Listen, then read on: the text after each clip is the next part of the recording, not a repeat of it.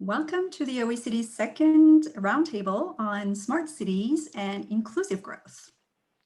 So most webinars nowadays start with some variation of, I really wish we could have done this in person. But what better way than a digital event like this to talk about how digital technologies can help make cities smart for everyone.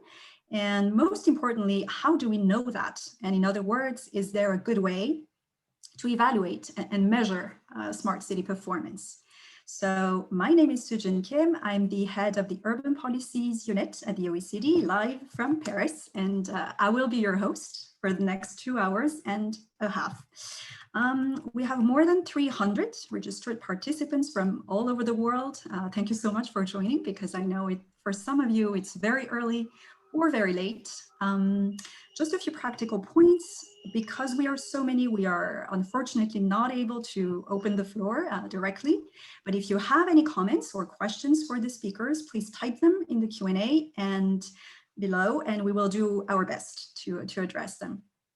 If you have a technical problem, please tell us in the chat, where our support team will be able to help you. And we are recording this roundtable, and we will make it available on our webpage shortly. But please do stay online, because you will have a few opportunities to vote digitally and to give us your opinion on the key questions. You can also share what's happening here with your networks out there on Twitter and on LinkedIn using our handle, OECD Local. Now, to open this roundtable, I am very pleased to introduce our director, Mrs. Lamia Kamal-Shawi, for a few welcoming words. Lamia, you have the floor.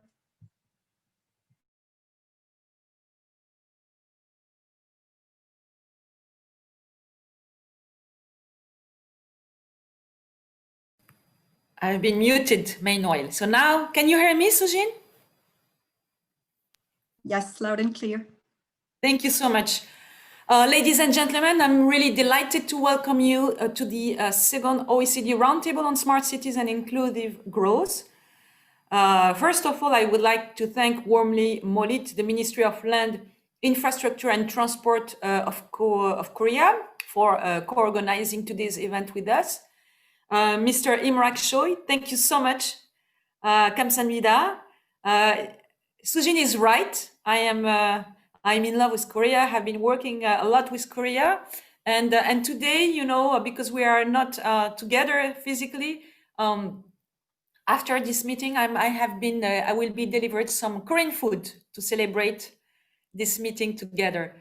So thank you so much again for your support to this very important event. And of course, I would like also to thank Japan for the support of Minto, the organization, for promoting urban development. Smart cities have been around for a long time, but over the past 9 months, COVID-19 has dramatically accelerated the digital transition in our daily lives. And cities have actually been leading the way in this transformation. Many cities are going beyond the technology and supply-driven approach that used to prevail in the past. They are now leveraging digital tools to advance more sustainable urban development. And among the many examples that we recently analyzed in our OECD policy note on cities' response to the COVID-19 pandemic, which, by the way, is available on our website, I can name several interesting examples that are particularly telling, starting with Seoul. Seoul has been pioneering driverless cars and delivery of goods through robots. Tokyo is providing online learning and telemedicine. Florence is aiming to provide universal access to the internet, the so-called right to the network. And Montreal is using shared mobility to facilitate access to local fresh food. And of course, I could go on and go on. However, the simple presence of digital technology does not mean that they are automatically reaching everyone. And this is where the problem is. For example, during lockdown in the UK, evidence shows that children from wealthy families, they spend 30% more time on home learning than the children from poorest families. So how do we know if smart cities are really benefiting everyone, or on the contrary, deepening the divides in our cities? This question is at the core of our program on smart cities and inclusive growth that we launched in July 2019. The program is at the crossroads of three OECD-wide priorities: going digital, going inclusive, and going local. It is also implementing the OECD principles on urban policy, welcomed last year by all ministers in charge of urban policy in OECD countries, and the call for innovative cities that provide opportunities to all. So to make sure that we deliver on this objective, we have developed a comprehensive measurement agenda.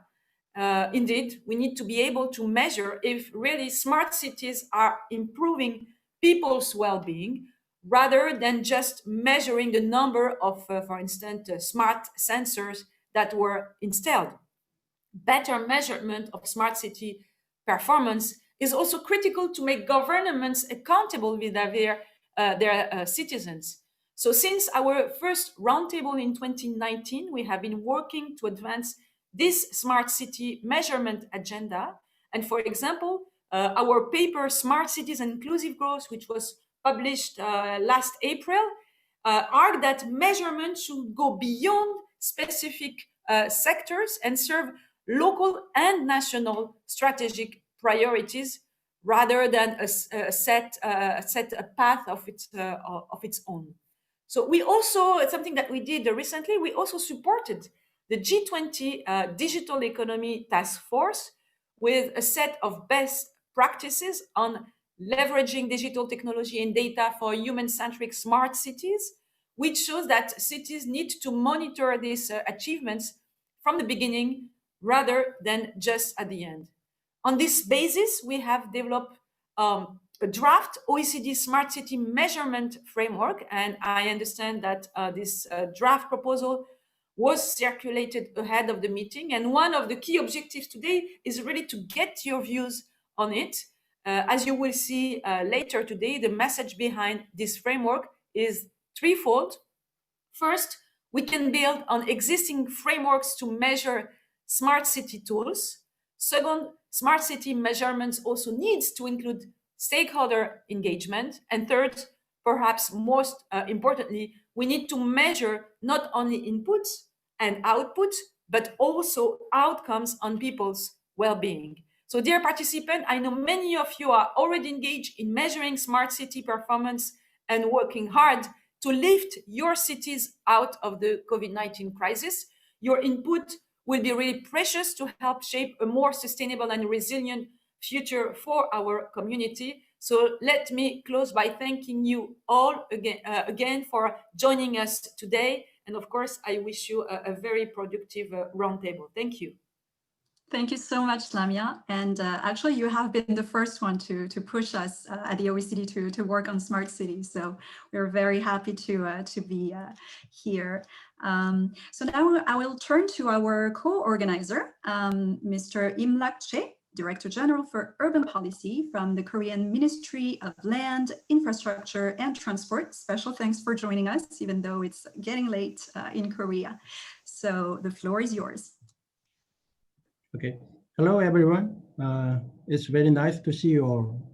My name is Imrak Choi. I'm Director General for Urban Policy at the Ministry of Land, Infrastructure and Transport of Korea. I'm grateful to Director Lamia Kamal Chawi for the excellent coordination to organize this second OECD Roundtable on Smart Cities and Inclusive Growth. I would also like to extend my warm welcome and gratitude to speakers and participants from all over the world. In times of the COVID-19 pandemic, I hope this meeting will help us collect wisdom to overcome the current challenges together. Meanwhile, the pandemic has highlighted the importance of a global agenda in urban areas, such as resilience, sustainability, inclusive growth, and digitalization. As we all know, smart cities are at the center of discussion.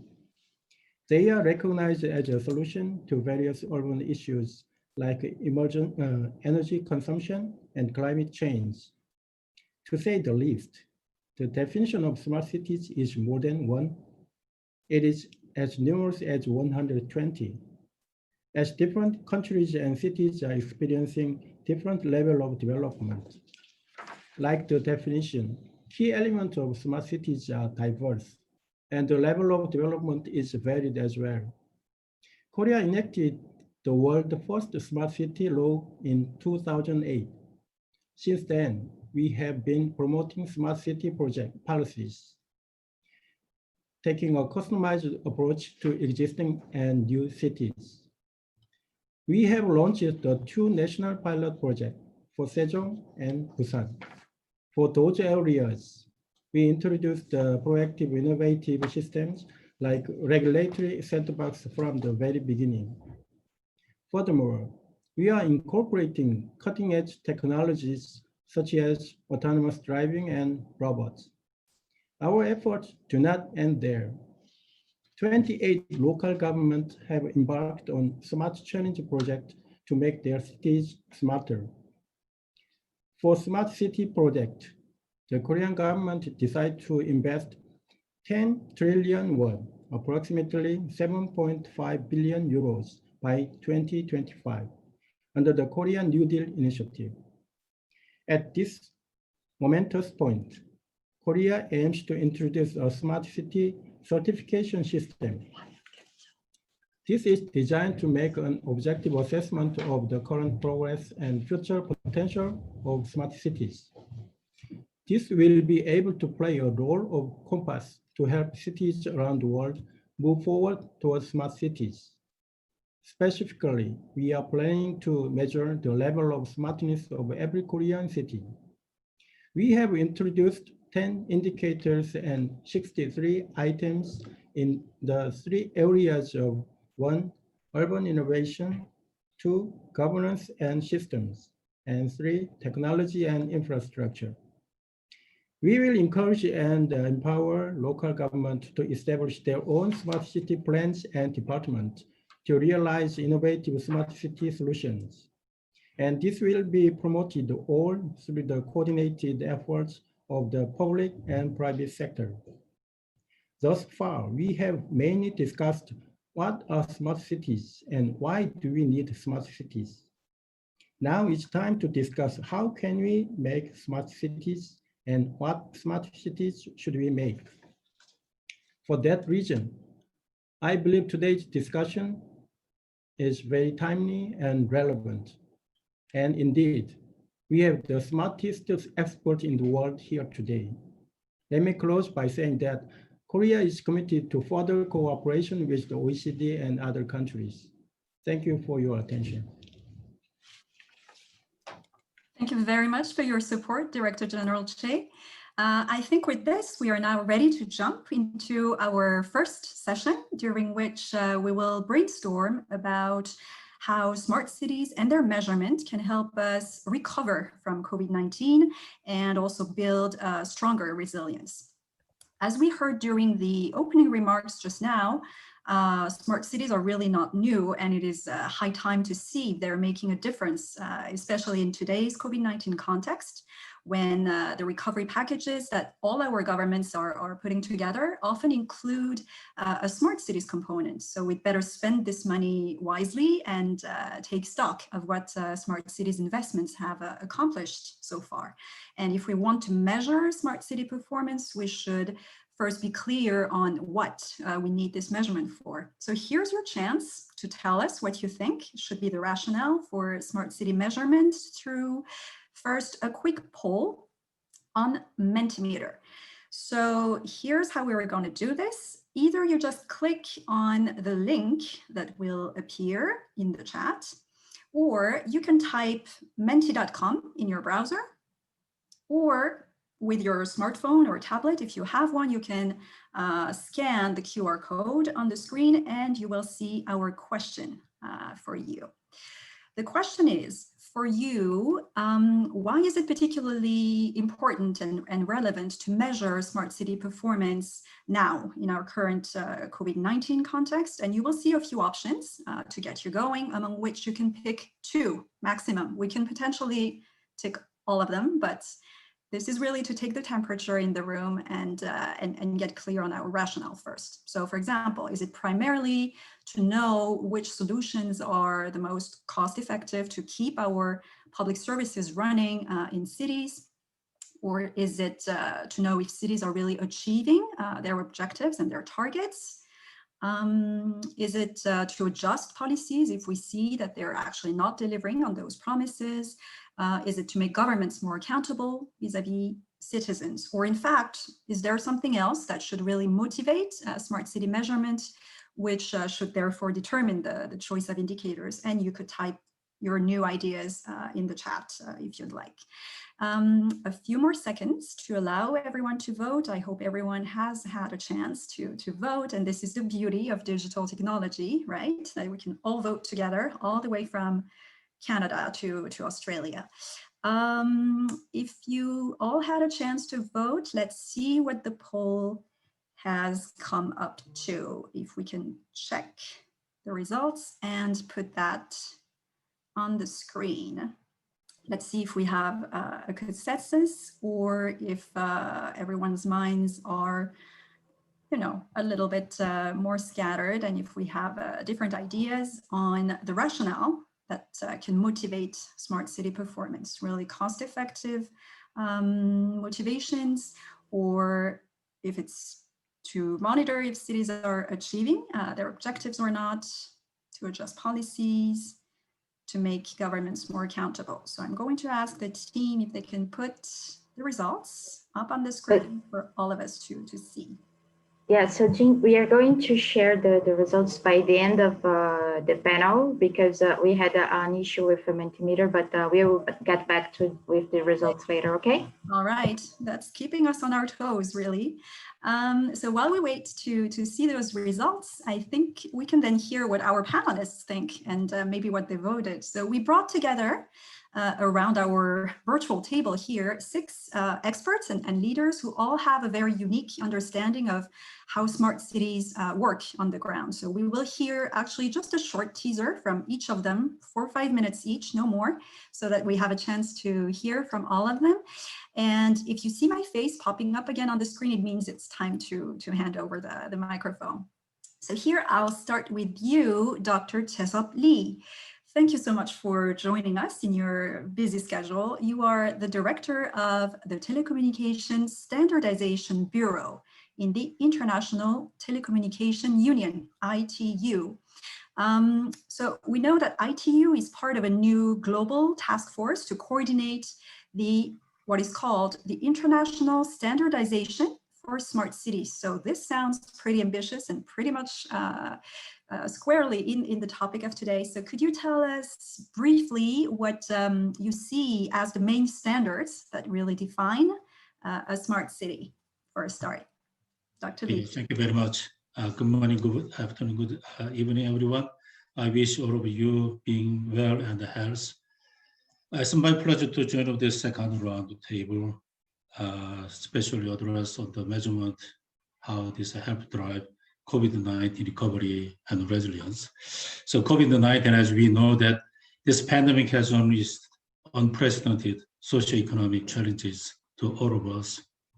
So just as we enter the critical decade of actions, these challenges are threatening to derail the global effort on delivering the United Nations Sustainable Development Goals called SDGs. Yet I believe the pandemic has presented a renewed opportunity for cities and the communities to remain of themselves and forge a new development path through a green and sustainable recovery. So even before the pandemic, we know that many cities and the communities have risen to the challenge and taken proactive actions towards the harnessing digital technologies to implement the SDGs. So however, it's critical that urban recovery plans not only recognize the impacts created by the pandemic, but also fully aligned with the targets and indicators in the SDGs. To do that, cities need measurement tools that can benchmark their performance and progress in meeting the SDGs. So ITU, as a founding partner of the United for Smarter Sustainable Cities called UFSSC initiative, we developed the KPI, key performance indicators for smart sustainable cities to support the cities to do just that. The UFSSC initiative is a global initiative with 17 United Nations bodies working together with urban stakeholders, industry partners, members from academia, regulators, and various international organizations.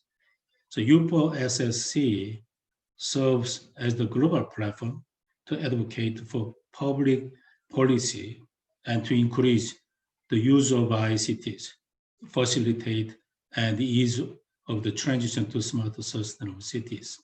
So UFSSC membership has expanded significantly now since its inception in year 2016.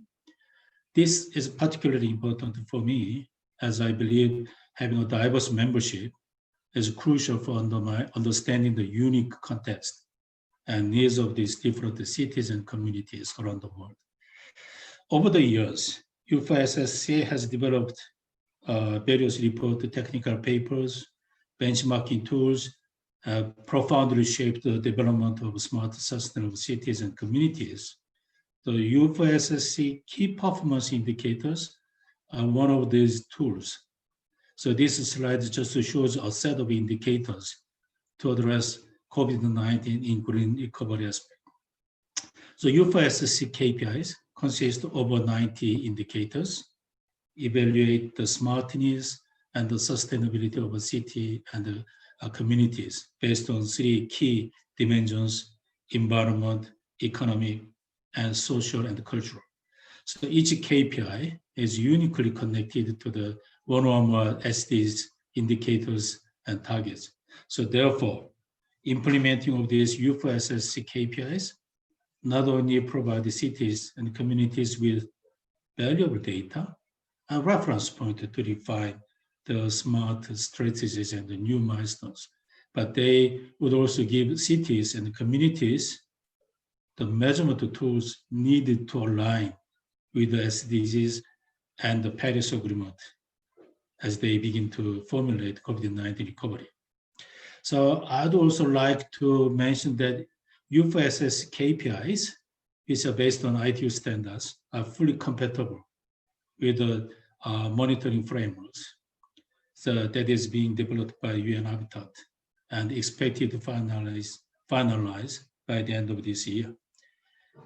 UFSSC created a new thematic groups that focus examining the economic and the financial measures, and is now available, supported over the 100 cities. In addition, ITU, as Ms. Kim Yu said, ITU has also recently formed Joint Smart City Task Force along with IEC and IESO.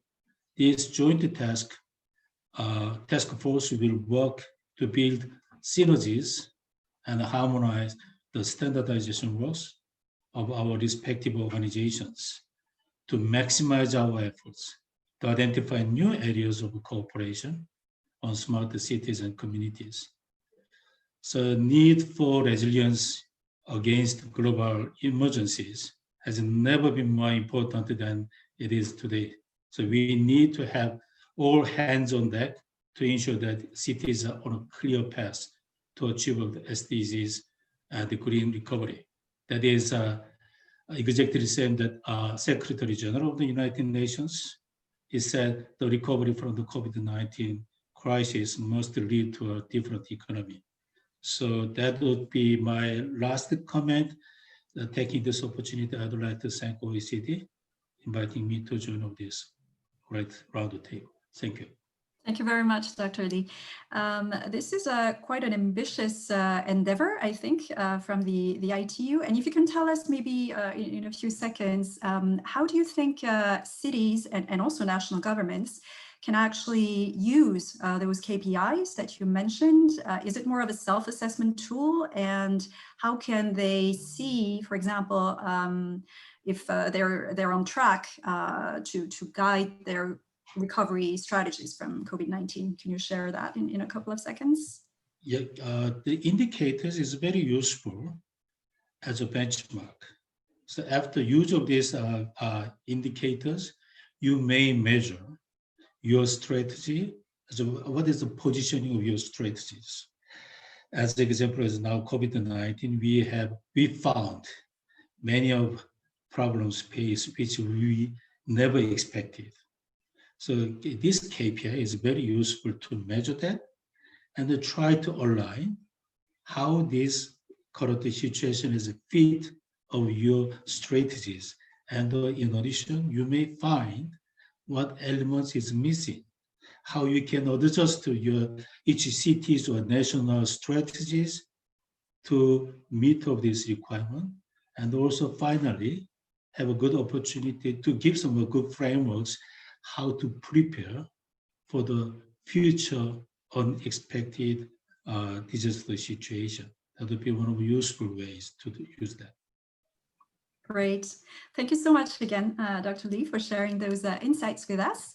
And now that we've seen this sort of international and global attempt to standardize smart city measurement, let's try to scale down to a national scale and zoom into the case of Korea, which, as we heard in the opening remarks, has been one of the leading countries in smart city policies, and this started quite a long time ago. So we have with us Mr. Tae-yeon Cho, who is the Chief Director of the National Strategic Smart Program in the Korean Agency for Infrastructure Technology Advancement.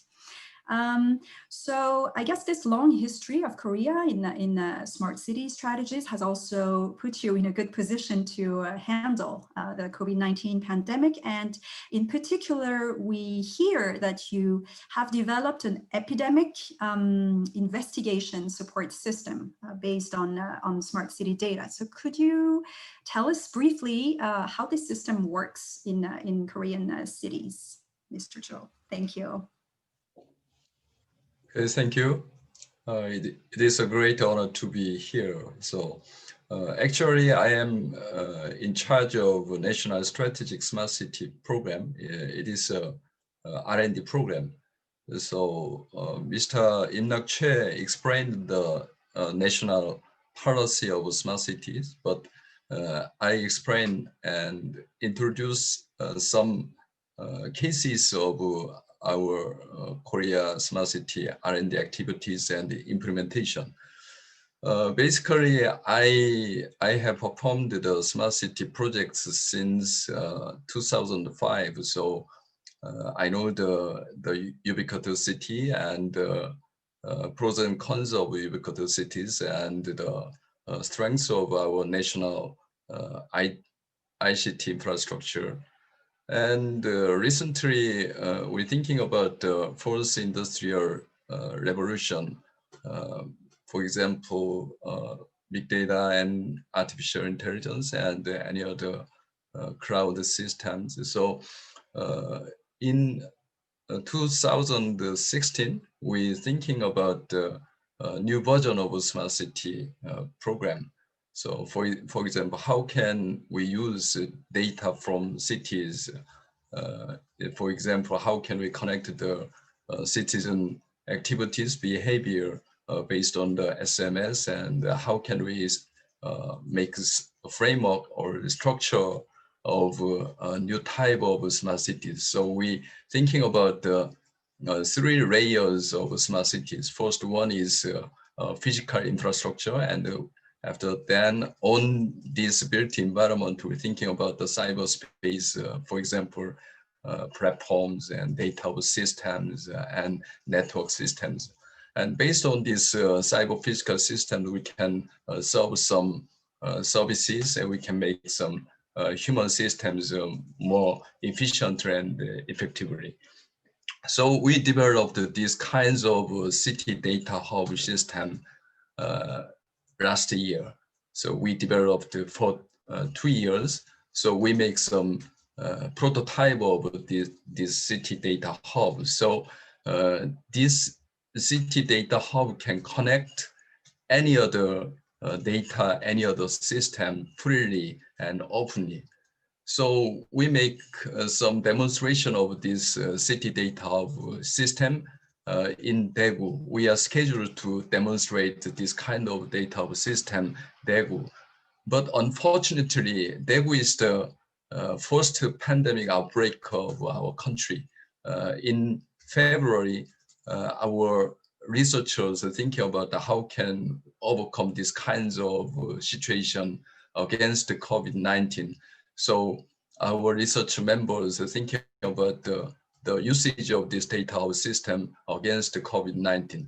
So we supply this city data system to the KCDC, and our MORID and MCID and the KCDC thinking about these kinds of collaborative working of this city data hub. So based on infectious laws, which can issue some private, it's a personal data for these kinds of contagious situations. So we can connect this kind of telecommunication data and credit card data also. So we integrate these kinds of data at a short time. We can epidemic investigation easily and fast, more faster.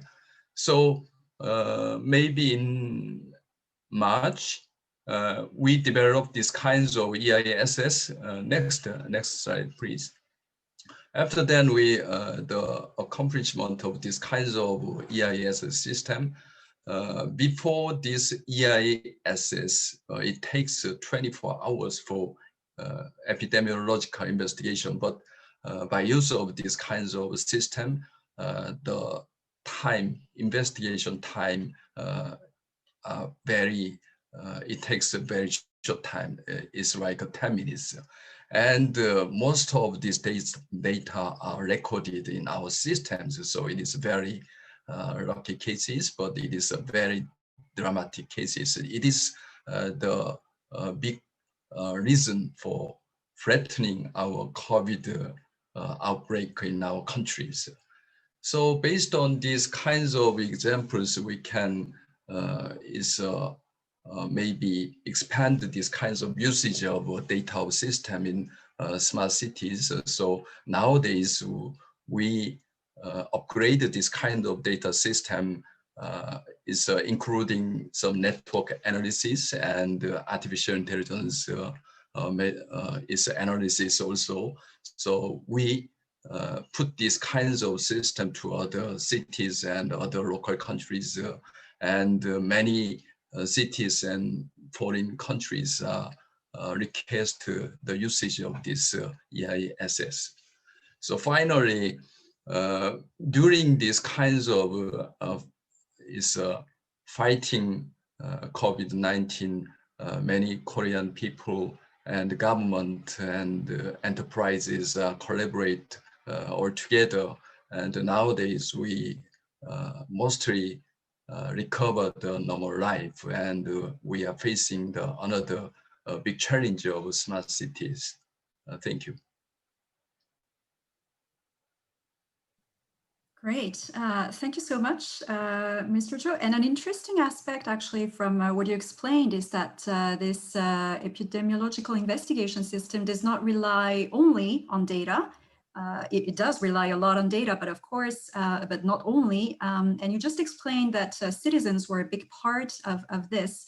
So could you elaborate a little bit on how people really in Korea are engaged in this system? Because in some other countries, for example, in Europe, there is sometimes a little bit of resistance or reluctance to engage into this kind of data sharing system.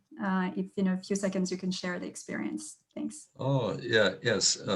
It's a big question and a critical question for these systems, because most reporters and many foreigners are thinking about this system, and the data of this system can be used for private sectors. But so actually, the usage of this data is very restricted by our infectious disease laws, because it is used for only government and authorized organizations. So the usage of this data is for information to our public. For example, if one citizen visited one place, our local government supplies some information, the hot places of confirmed patient cases, and it is very dangerous locations, and other is a prediction for that. So I think the usage of data is very critical issues. So in Korea, our government control the usage of this data. Okay, thank you so much. We're going to leave Asia for a moment, and if you have any questions, comments for our speakers so far, please type them in the Q&A below, and our panelists can start answering them already. So now we'll continue to zoom a little bit closer, so from international to national, and now to a more local scale. We are going to move to Vienna in Austria, and Vienna has a smart city framework strategy. So we are delighted to welcome Mr. Nikolaus Zummer, senior expert in urban innovation Vienna, which is the smart city agency of Vienna. So welcome, Nikolaus. The smart city framework strategy of Vienna argues that, and I'm going to quote here, cities are smart if all people living in them have access to the same degree of participation. End of quote. So how do you measure the performance of this smart city framework, and have you faced any challenges or difficulties when it comes to actually measuring how people are participating and engaging in the city, in building the smart city of Vienna? Nikolaus, the floor is yours. Thank you very much for inviting me, and I'm going to do my best to introduce you to the Smart City Specifics of Vienna. Next slide, please. Maybe I would like to introduce myself briefly. I'm a senior expert at Urban Innovation Vienna. So our main job is to broker innovation and to be the change agents to support the city of Vienna in the implementation of its smart city strategy. So we are not a political entity.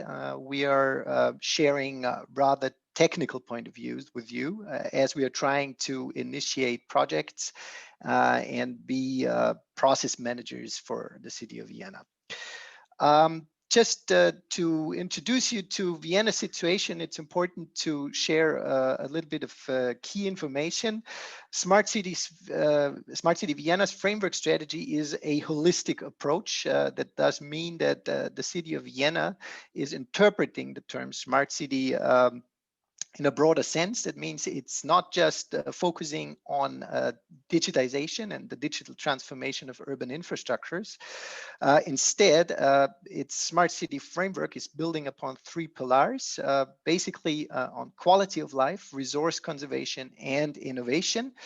Its main claim is basically to ensure the highest quality of life possible for all of Vienna's citizens, in line with a maximum amount of resource conservation or resource efficiency, and that we believe is only possible through social and technological innovation. Having said that, that means that this holistic approach does, of course, not mean that that the city of Vienna is not relying on technology. It's indispensable to reach and achieve all these goals, but we believe that technology should be first and foremost assisting our citizens. It should be human assistance having the priority and not human replacement. Would like to share some additional Vienna specifics with you to provide you a better understanding. Vienna is very much relying on services of general interest in its policies. Vienna is also owning much of its technical infrastructures, no matter whether we talk about sewers, about roads, of course, public transport, and energy grids, and very important also social housing infrastructures. Vienna is one of the biggest real estate owners in Europe in that field. As I said, next slide, please. I won't bother you with specific targets. Next slide. It's very important to understand that it's a framework strategy. So that means it is supposed to provide coherence to a variety of specific initiatives, plans, sub-strategies, etc. And of course, also to projects, smart city projects of different kind. Right now, we have about 75 smart city projects labeled here in Vienna. And we address 12 different target areas with this smart city strategy. I'm speaking about mobility, energy, environment, but also health, digitization, participation, etc. So that means to have a holistic approach, it adds further complexity because it brings up a lot of political questions, a lot of technical questions from the beginning on.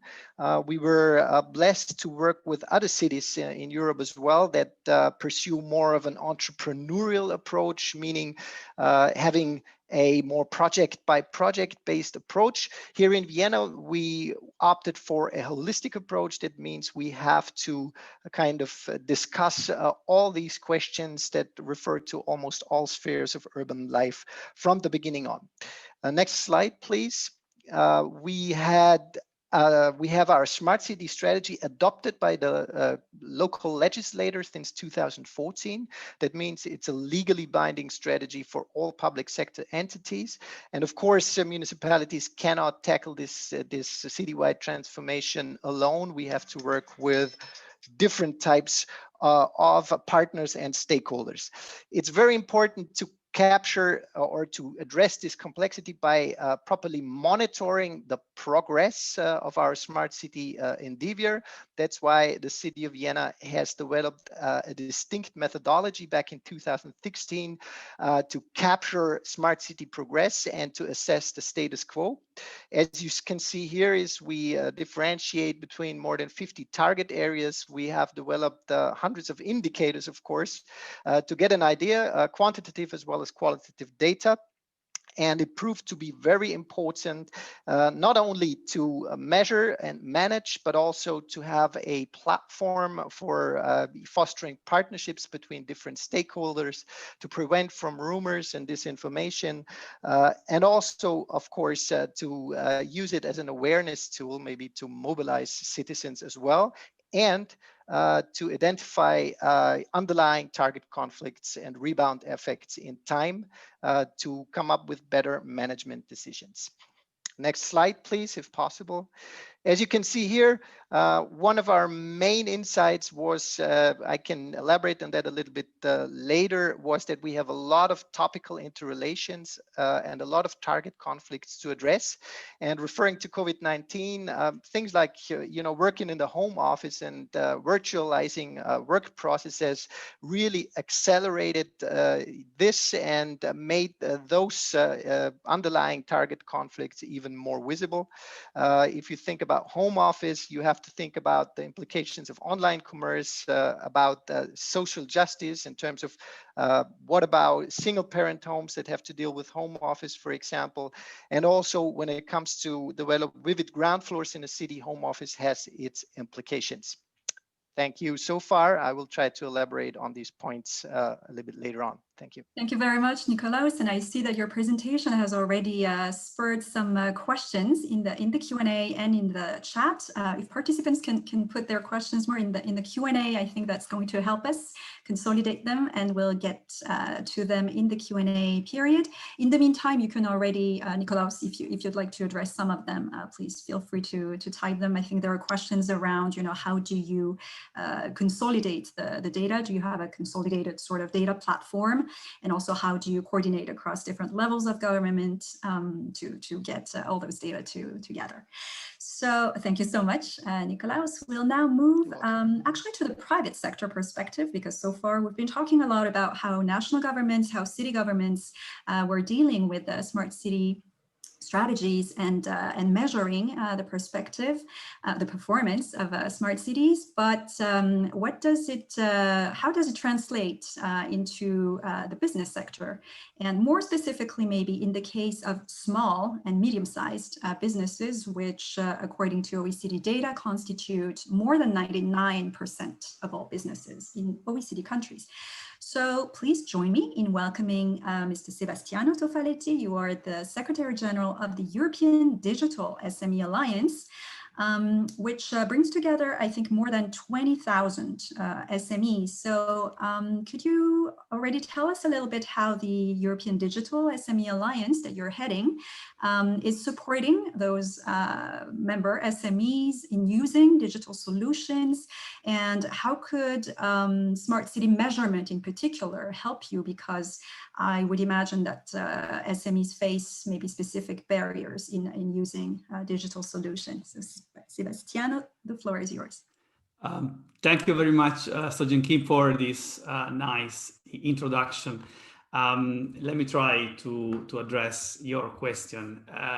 Well, of course, first of all, I think the COVID crisis and the digital revolution underlining of which cities and SMEs are very important actors, put all of us at a historic crossroad. So the first question we should ask ourselves is, what do we mean by digitalization, whether we are a city or an SME? When we talk about SMEs, when we define digitalization, we talk about the process of rethinking the company's business model in order to generate revenues through or value through digital technologies. You see, this definition is very, very different from what many people have in mind when you think about digitalization of SME. Many people think that digitalization means you should have the company go online and start using, the famous platforms, let's say Amazon, Facebook, or Google. They think the digitalization finishes there.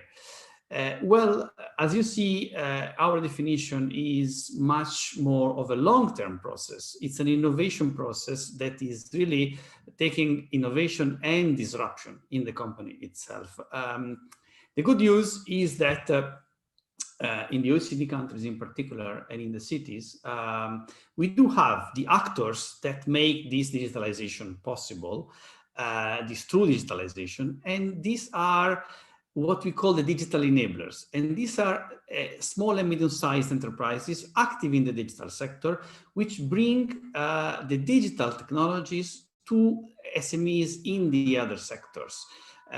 We are talking about software solutions, artificial intelligence, IoT, Internet of Things, blockchain, and so on. So these are really the actors that are strong in the B2B digitalization. Now for cities, the situation is not very different in our opinion, because becoming a smart city is a similar process of digitalizing an SME. No one, for instance, will think that being a successful smart city is a one-off process, such as just adopting a given digital product or service, no matter how complex that is. Being a successful smart city is a long-term journey that takes reinventing the city itself, right? In a continuous and incremental innovation process. So now we think this concept is about making a fundamental philosophical choice between two options, two main paradigms. So how do we adopt digital technologies? And there are, as I said, two options in our opinion.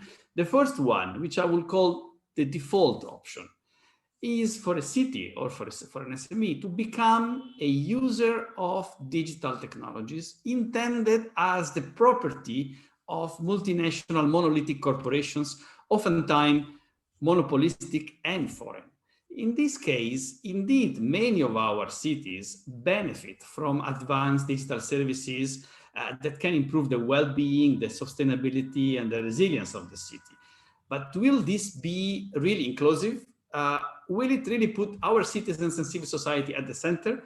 Will it nurture the local ecosystem of a city by helping local companies creating jobs and developing skills? Or will it be a static solution that solves the problem of today, but it will not constantly evolve in time and innovate, adapting to the city's needs and of its stakeholders? So then we have the option 2, okay, which I call the secret card option. And that option is the following. And it means unleashing the potential of local innovators, especially SMEs, and becoming a truly and dynamic innovation-driven city. If we do so, not only we would improve the well-being, sustainability, and resilience of the city today, but we will create a virtuous innovation circle that will reinvent the city itself by creating technologies that do not even exist nowadays. So in an open and competitive innovation environment, independent companies such as SMEs are able to service the city and have an incentive to constantly innovate and improve on top of existing services. So the city and the citizens have the right to control their data and choose who offers them the services. At the same time, this will help the local ecosystem to grow, with local companies becoming local digital champions that create jobs and attract talent and develop skills. In other words, the city will become sustainable, inclusive, resilient, and future-proof in all senses. So, and I go towards the conclusion, if anyone is still skeptical about this approach, think about the innovation in the last 20 years. Okay? The digital sector has so dramatically changed our lives and invented so many possibilities that were just science fiction when many of us were young, right? And why did this not happen before? What was peculiar about the ICT sector that never happened in any other sector in thousands of years of history? And the answer is called open source. Okay, what does this mean? It means that everything we are using nowadays literally is running on software, and that this software is made up of millions and millions of lines of code that no single person alone or no single company alone, no matter how big the company was, could have invented alone. Okay, so the open source is the crowd-based model that has made all this exponential innovation possible. In other words, this happens when you share your technology or the code in this case, and you let other people freely innovate on top of your own stuff. You see the difference. So if the cities understand this mechanism, if they understand the power of crowd-based open innovation, the smart cities then can unleash the potential of SMEs and can create a bright future for their economies and their societies. So I will maybe develop later, but we think there are 3 keywords to make this possible, and then I will conclude. Keywords are public procurement, open standards, and skill development. Thank you for your attention.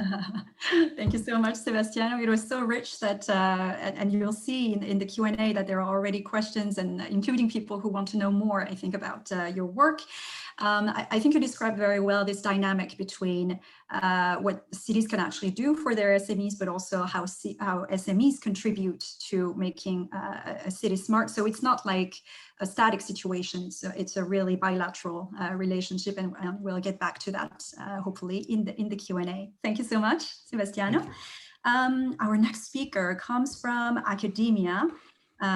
Professor Jennifer Cowley, who is Provost and Vice President for Academic Affairs of the University of North Texas in the US. Welcome, and thank you, Jennifer. I hope you had some good coffee, because I'm aware that you probably had to get up at 4 a.m.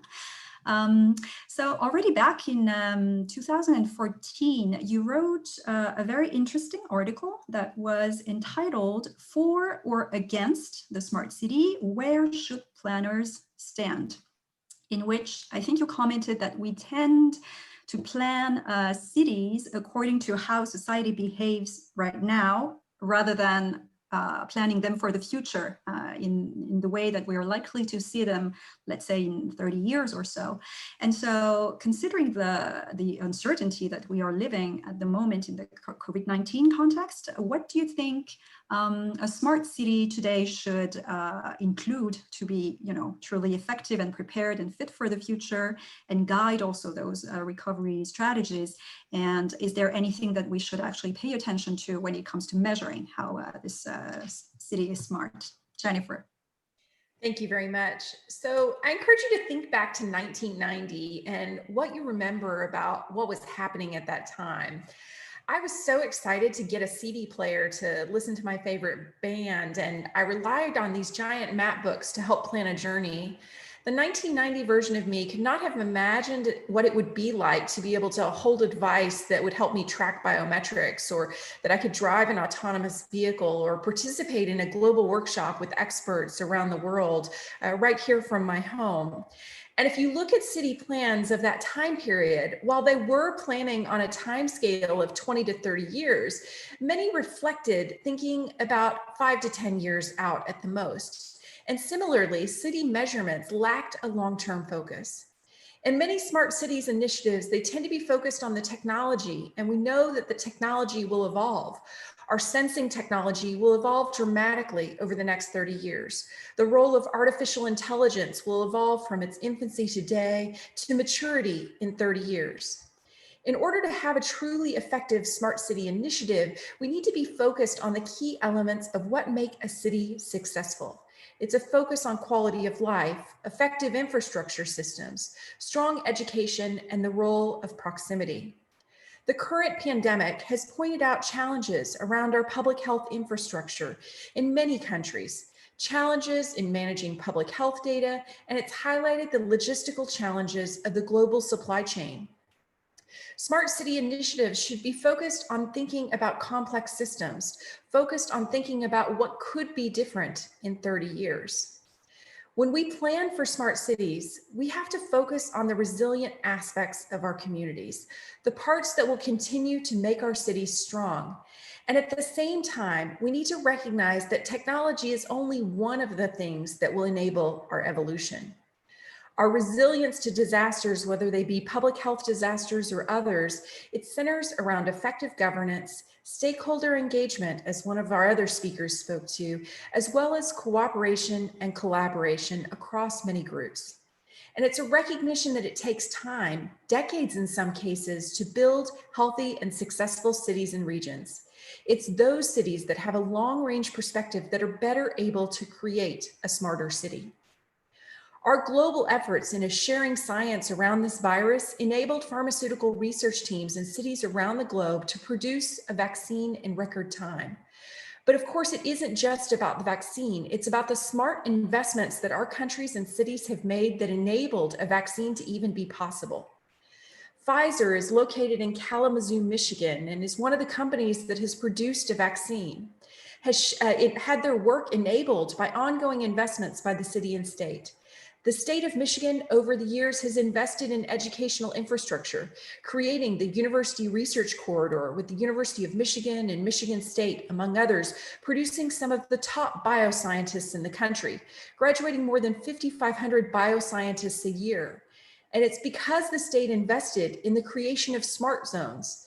Smart zones are distinctive geographic locations where researchers, companies, and entrepreneurs have access to the support they need to grow an industry. The bioscience smart zones provide business acceleration and wet lab incubator services, allowing these companies to grow. Kalamazoo and other Michigan cities have invested in smart city infrastructure, such as smart water meters and quality of life initiatives to attract talented scientists to the community. It's because of this tremendous talent pool that attracted pharmaceutical companies to locate and grow in Michigan. Over the last decade, more than 150 bioscience companies have launched, joining more than 600 bioscience companies and academic research centers in the state. It's been a systems approach to thinking about building a smart economy, building smart educational systems, and building a high quality of life that has allowed Kalamazoo, Michigan to enter onto an international stage at an incredibly important moment. In this moment, showing the world that through bioscience that we can produce a vaccine to protect billions of citizens of our globe. While today it's cities in Belgium, China, Germany, and the United States that have answered the call in a global crisis, this just serves as one example of the importance of long-range systems planning and building smart cities to solve the problems the future may hold.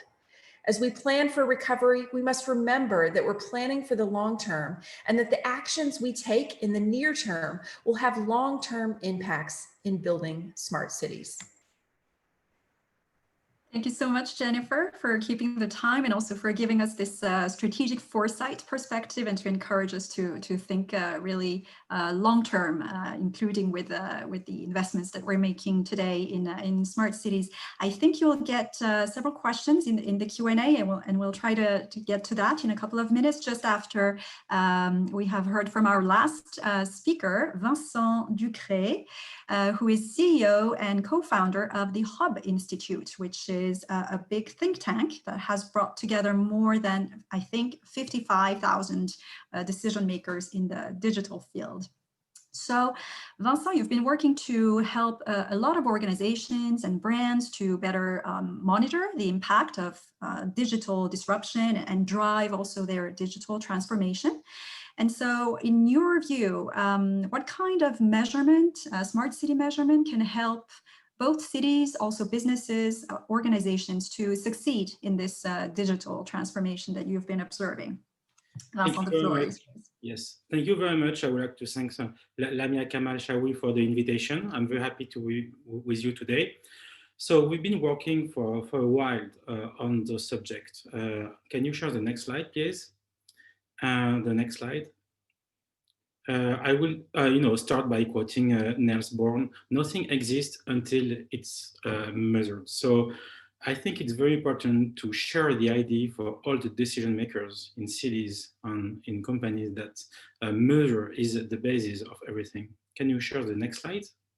So at the Hub Institute, our think tank is focusing mainly on, I would say, brownfield cities, more than greenfield cities. That's why we have selected a framework of 10 challenges around those subjects. So mobility, for sure, housing, business district, local commerce, education, and then on the infrastructure side, we have how a city can be efficient and cost effective. Then we have the energy side of it. Then we have, because in Europe, because we're based in Paris, we have all the challenge with tourism, leisure, culture, and heritage. And on the government side, on the city management, the safe city, and the city as a service.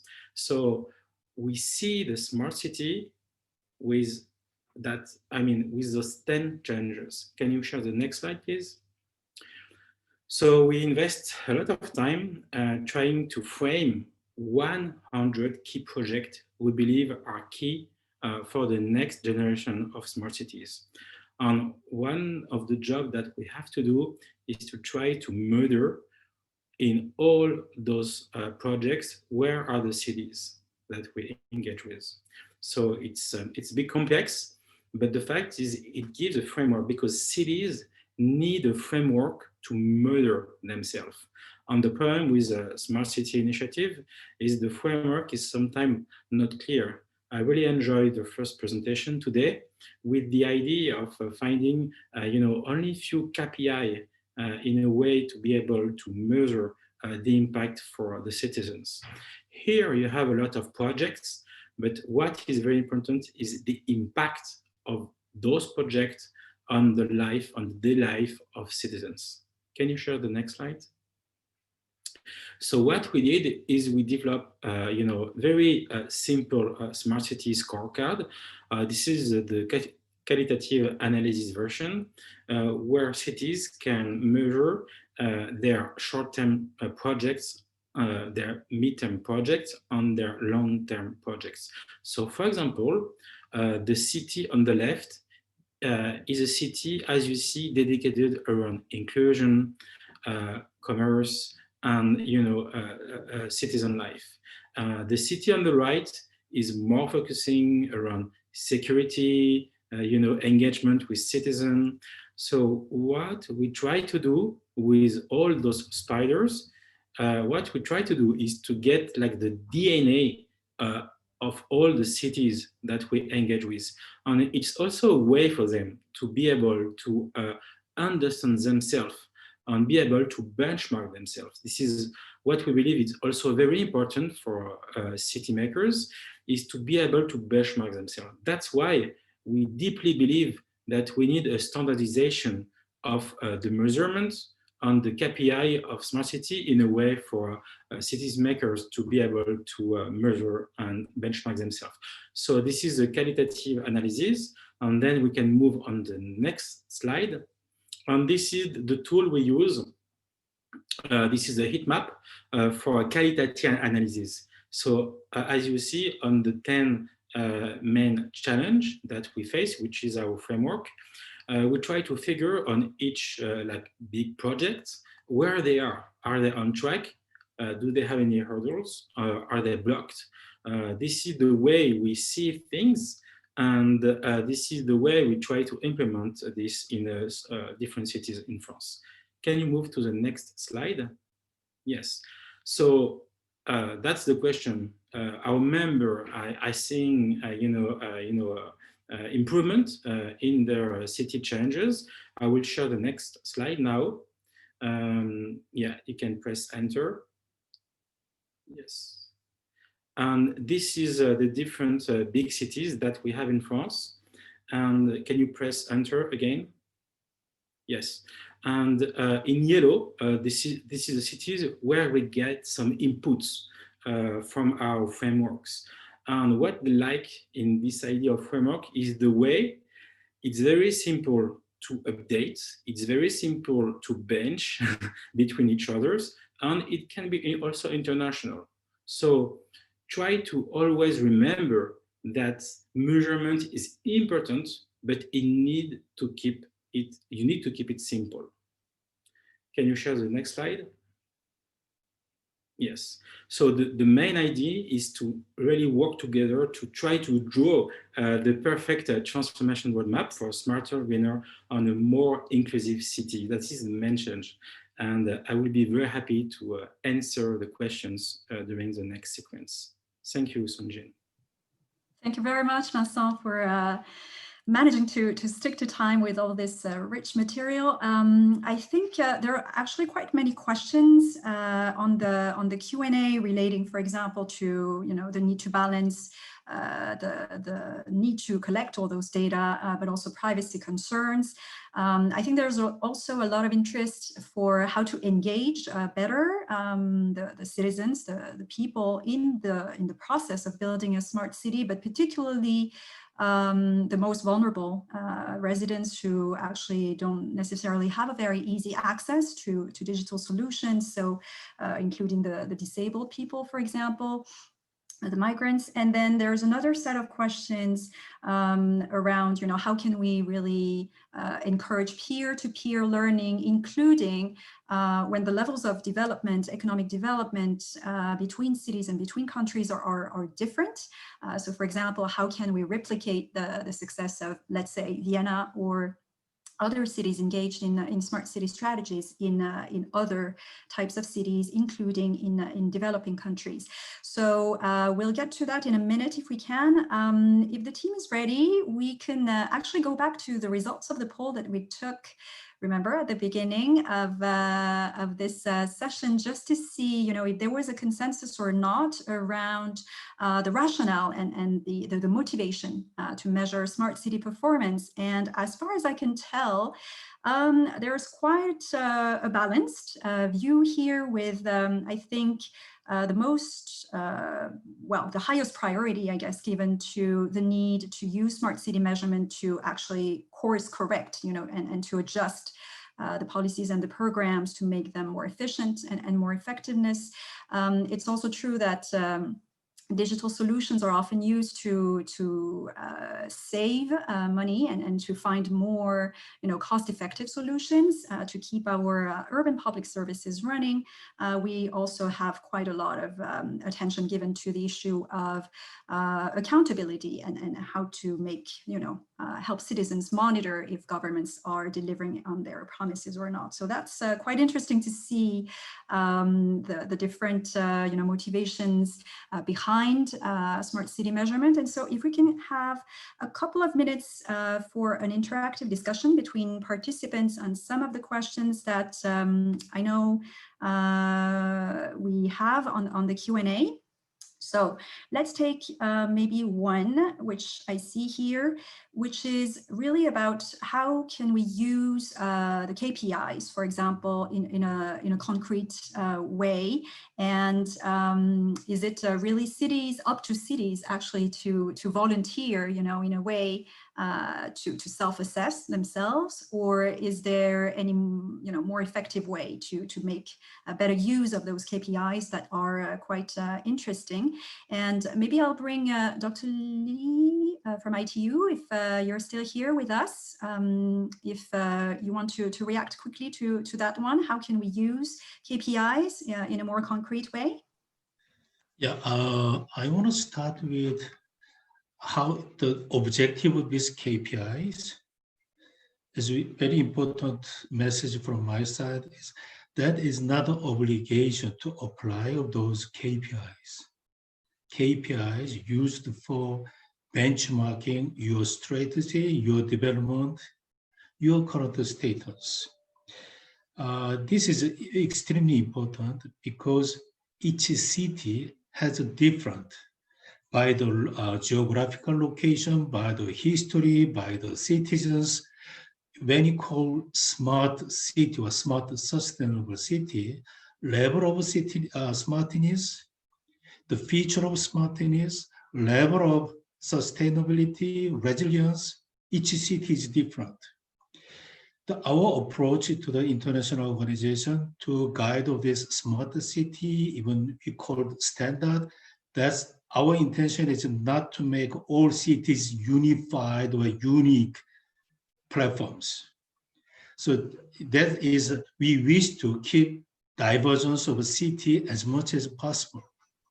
So we want to keep all this cultural, social environment as much as possible, but adding smartness or sustainability, resilience according to that situation.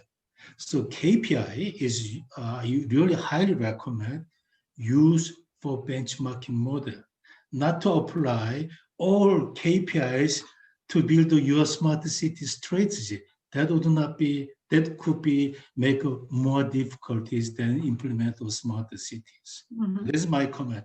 Okay. Great, thank you so much.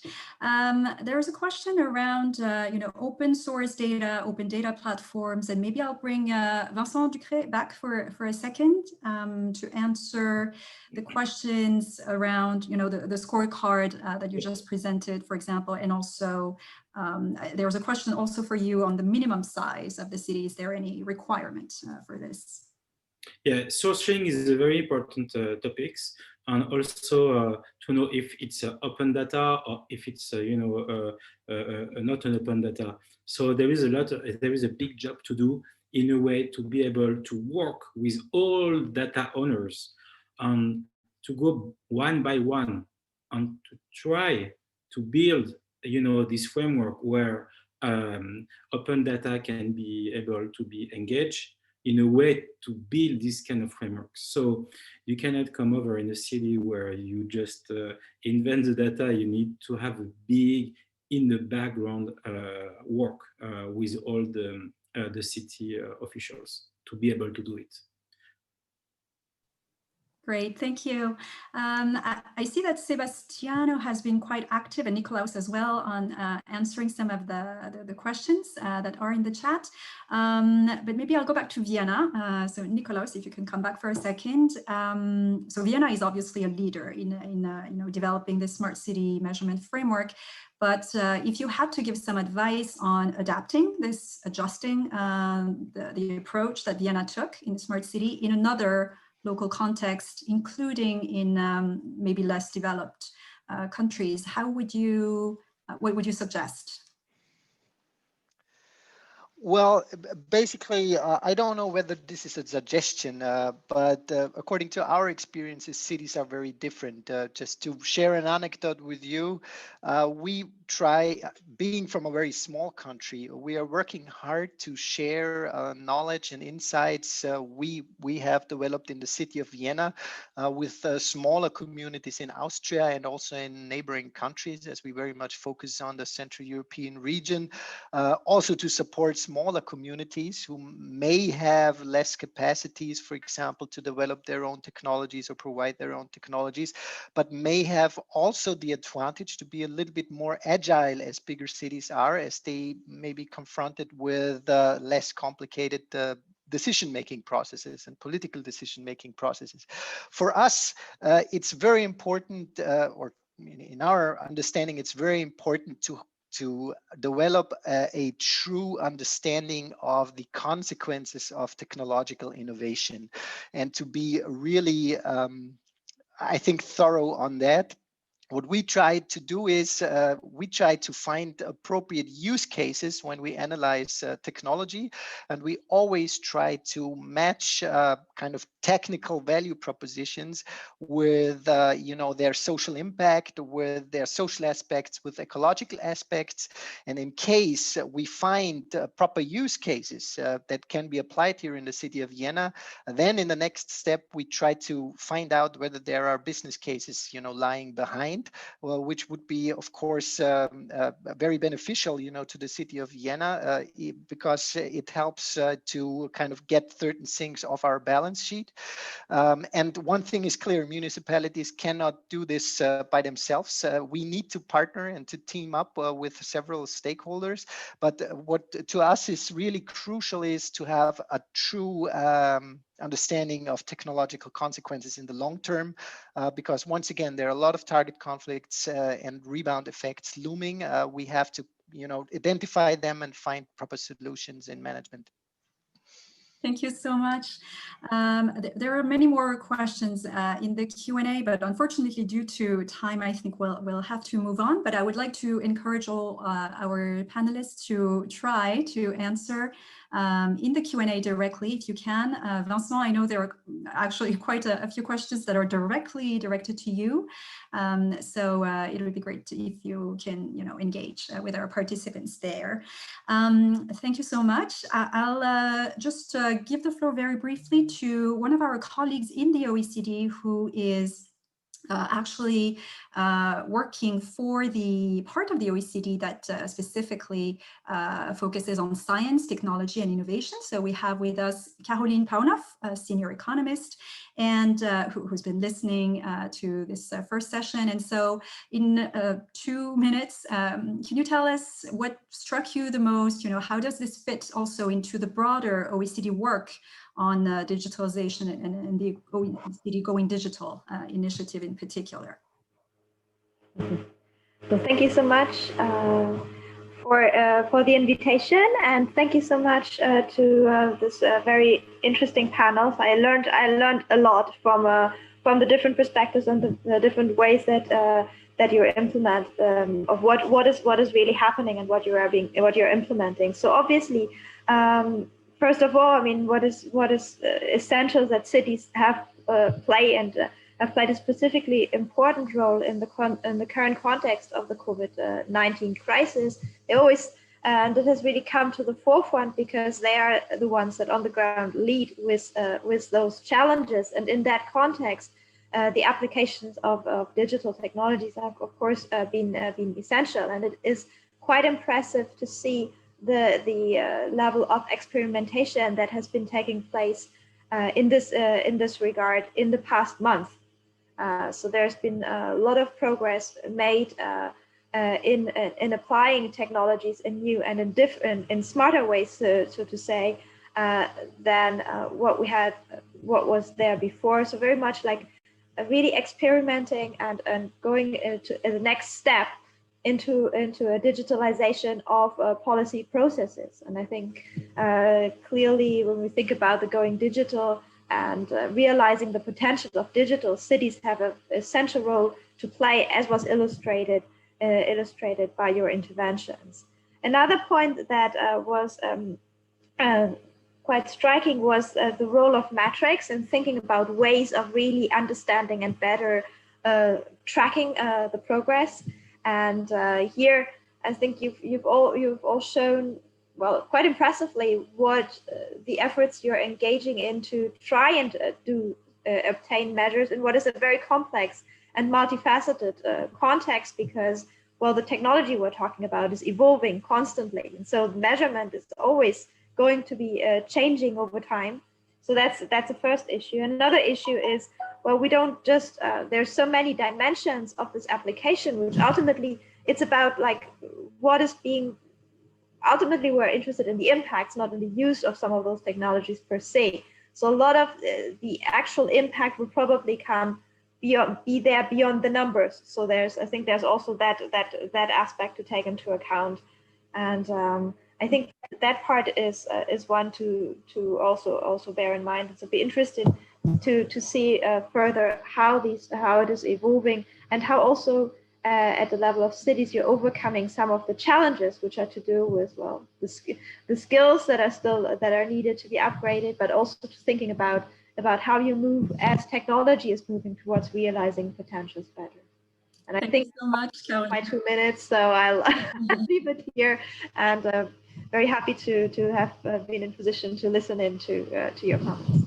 Thank you very much, Caroline. And let me thank you again, all our panelists from session 1. I know it's frustrating because there were so many topics that were touched, but please, everyone out there, please go and check out our panelists on their websites, on their social media. I know some of you are asking for their contact details, so I hope our panelists can also share that.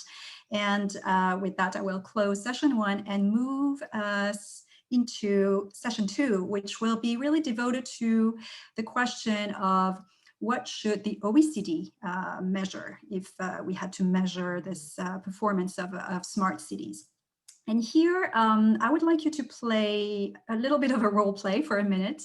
So imagine you work at the OECD and your job is to measure smart city performance in your city and around the world. So please follow, again, the link that will appear in the chat, or you can also scan the QR code to discover the question that I just gave you, actually.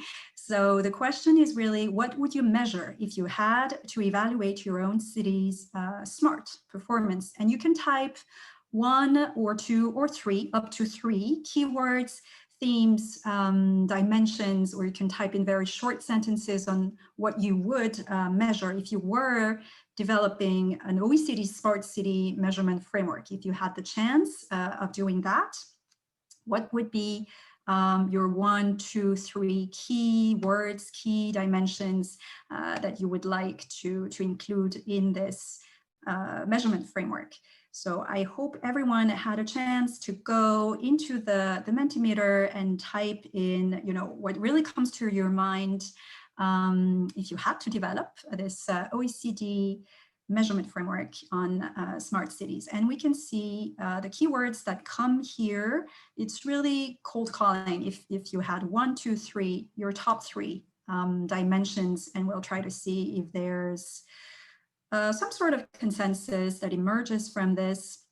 Also based on the discussion from session 1, where we saw that there is a huge demand to better, evaluate smart city performance, but we also had a glimpse of the complexities, the different trade-offs that we have to keep in mind, and also how to bring in different types of stakeholders and citizens into the process. So let's see if we have a good consensus around here. I see that it's still moving, but there are some keywords that seem to come back quite a lot. So at the center, for example, I really see this quality of life, sustainable development, and inclusiveness, really not leaving anyone behind, and trying to make all people in the city a part of this smart city. So I think there is quite a good consensus around, this inclusive aspect that we really want to stress, this engagement of people, and not putting citizens just at the end as ultimate users of the city, but really as actors here. I think we are going to close this word cloud and keep in mind, so quality of life, but also sustainable development, sustainability, well-being, the participation, the inclusion, and these are all dimensions that hopefully we can come back to in our discussion during session 2. So as we heard during the opening remarks, we have actually started thinking around the issue of how to go about measuring smart city performance across OECD countries where local and national contexts are so different. And so you will find more details on our current thinking in the scoping note that we are sharing in the chat. But for now, I'll invite 2 colleagues to give us a very short overview of our current thinking. So we have with us Camille Viros and Marcos Diaz Ramirez. So please tell us in 5 minutes what our current thinking is. Sure. Thank you, Sujin, and hello, everyone. So we've seen that the measurement of smart cities calls for a comprehensive, multidimensional, and flexible framework. So with my colleague Marcos, we are going to give you a very brief overview of a proposal for an OECD smart city measurement framework. And we invite you to read more about it in our scoping note, which you can find on our website. And at the end, we would like to hear from you and get your views on it. Next slide, please. So first of all, how did we build our framework? So it's important to go back to what defines smart cities. The OECD defines smart cities as cities that 1, leverage digitization, 2, engage stakeholders, and 3, in order to improve people's well-being and build more inclusive, sustainable, and resilient societies. So our framework builds on these 3 aspects, which are then reflected into 3 pillars. The first pillar of our framework reflects the first aspect of the definition and measures what we call the smart city tools, or the level of digitization of a city. The second pillar reflects the second aspect of the definition, which is the stakeholder engagement. And finally, our third pillar will measure the smart city performance, or how the smart city tools of pillar 1 and stakeholder engagement of pillar 2 improve the core objectives of the smart city, which are fostering well-being, inclusion, sustainability, and resilience. Next slide, please. So let's start with the first pillar, the smart city tools. So the first pillar aims to measure the degree of digitization and digital innovation implemented at the city level. And because there is a wide range of indicators of digitization, we have defined 8 dimensions that we believe reflect the main areas of urban life that are transformed by digital technologies. And you can see these 8 dimensions on the slide here. So for each of these dimensions, we are selecting a number of indicators. For example, in the mobility dimension, could be the share of public transport equipped with real-time information, or in the e-government dimension, the share of city services that are available online. So that's for pillar 1, which measures the degree of digitization at the city level. Next slide, please. So now our second pillar, the stakeholder engagement. So we have seen earlier that the stakeholder engagement is central to smart cities. We therefore need to measure the level of stakeholder engagement as an input into the process of shaping smart cities. Stakeholder engagement can take place in different ways, ranging from basic communication to full co-production and co-delivery. The key stakeholders of a smart city are the governments, both city and national government, the private sector, and fundamentally the city's residents. So we propose to measure several aspects of engagement, such as inclusiveness, accountability, and capacity. And next slide, please. And now for the third and final pillar of our framework, which measures the performance of smart city initiatives, I will hand over to my colleague, Marcos. Thank you, Camille. Can you hear me? Yeah.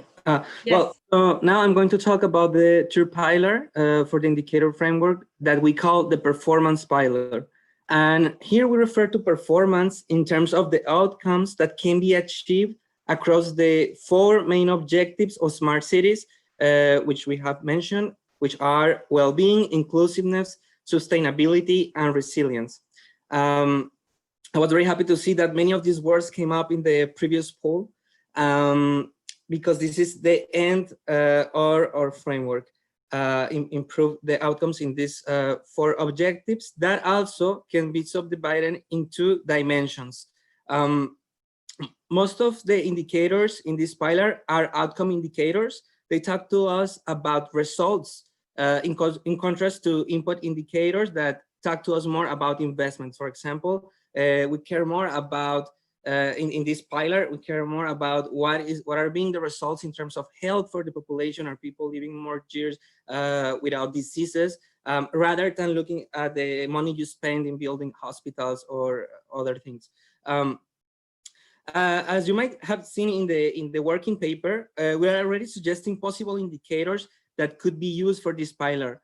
The reason is that this pillar builds in existing OECD frameworks, such as the regional well-being framework, and also heavily on measuring the distance to the SDGs in regions and cities, which provides us many indicators on well-being, inclusiveness, sustainability, and resilience. Can we go to the next slide, please? So as you can see, we have these 3 pillars that give us the main structure of our framework. And we have suggested many indicators based on our previous frameworks. You can find them in the paper. But of course, we would like to get your feedback here because we want to co-create this. We would like to know from your perspective, from the work you do in this field, which indicators do you think we are missing in each of the pillars, or which indicators that we already suggest might not be too relevant. So we would like to get your feedback on this, to get a reality check on what are the key indicators to measure the different pillars. The second point is that we also need to discuss the scale. In particular, at OECD, we tend to identify in many of our work 2 scales: the administrative scales that we could say it's the administrative boundaries, and the scales that goes beyond administrative boundaries and look at metropolitan areas or look at a functional approach. We need to understand this because we know that some indicators might be very relevant at the administrative municipal area. For example, inclusiveness, gender equality of women in politics. This is something we could measure at the municipal level. But there are other indicators such as performance of transport that we need to have a different perspective. We need to look at the metropolitan areas because this is the area where people actually move. Also, one advantage of the FUAs is that they allow for this comparability, which other speakers have mentioned as a challenge, international comparability, cities across countries. And then in contrast to the third pillar, where we already have many indicators in-house, with this I mean that we already have values for different regions and cities from OECD countries, we still don't have many indicators for pillar 1 and 2. So if we decide to undertake this work, we would need to identify which sources we can use to find the selected indicators. And this brings me to the last point, that the sources might also depend on the indicator. First, we can also go back to what we would call more conventional sources, such as administrative registers, microdata surveys.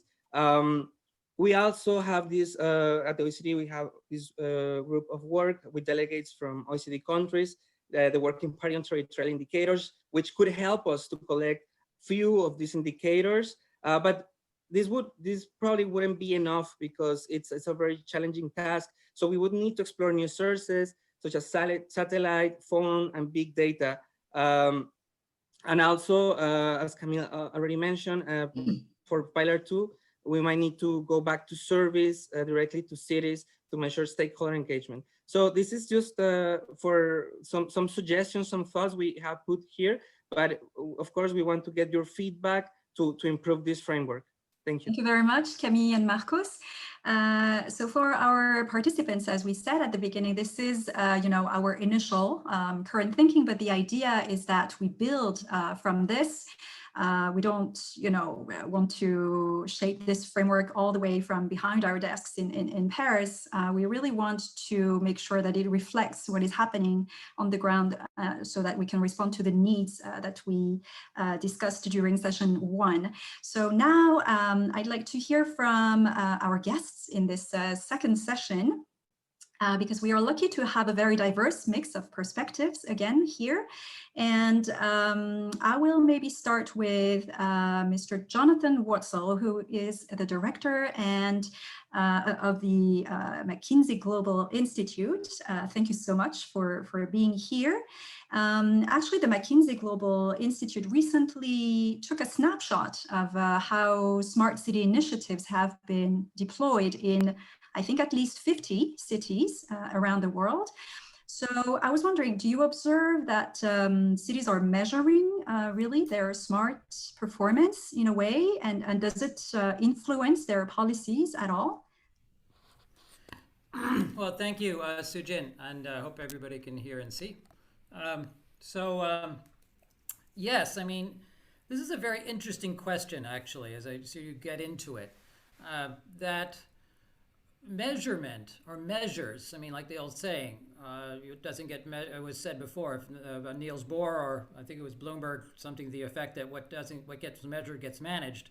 But measures are essential in the delivery of any service, and certainly any smart service, and sort of knowing whether or not it has happened is essential to the definition almost of a smart city. So by that, any smart application generates a set of data that can and should be measured, or they could be lost.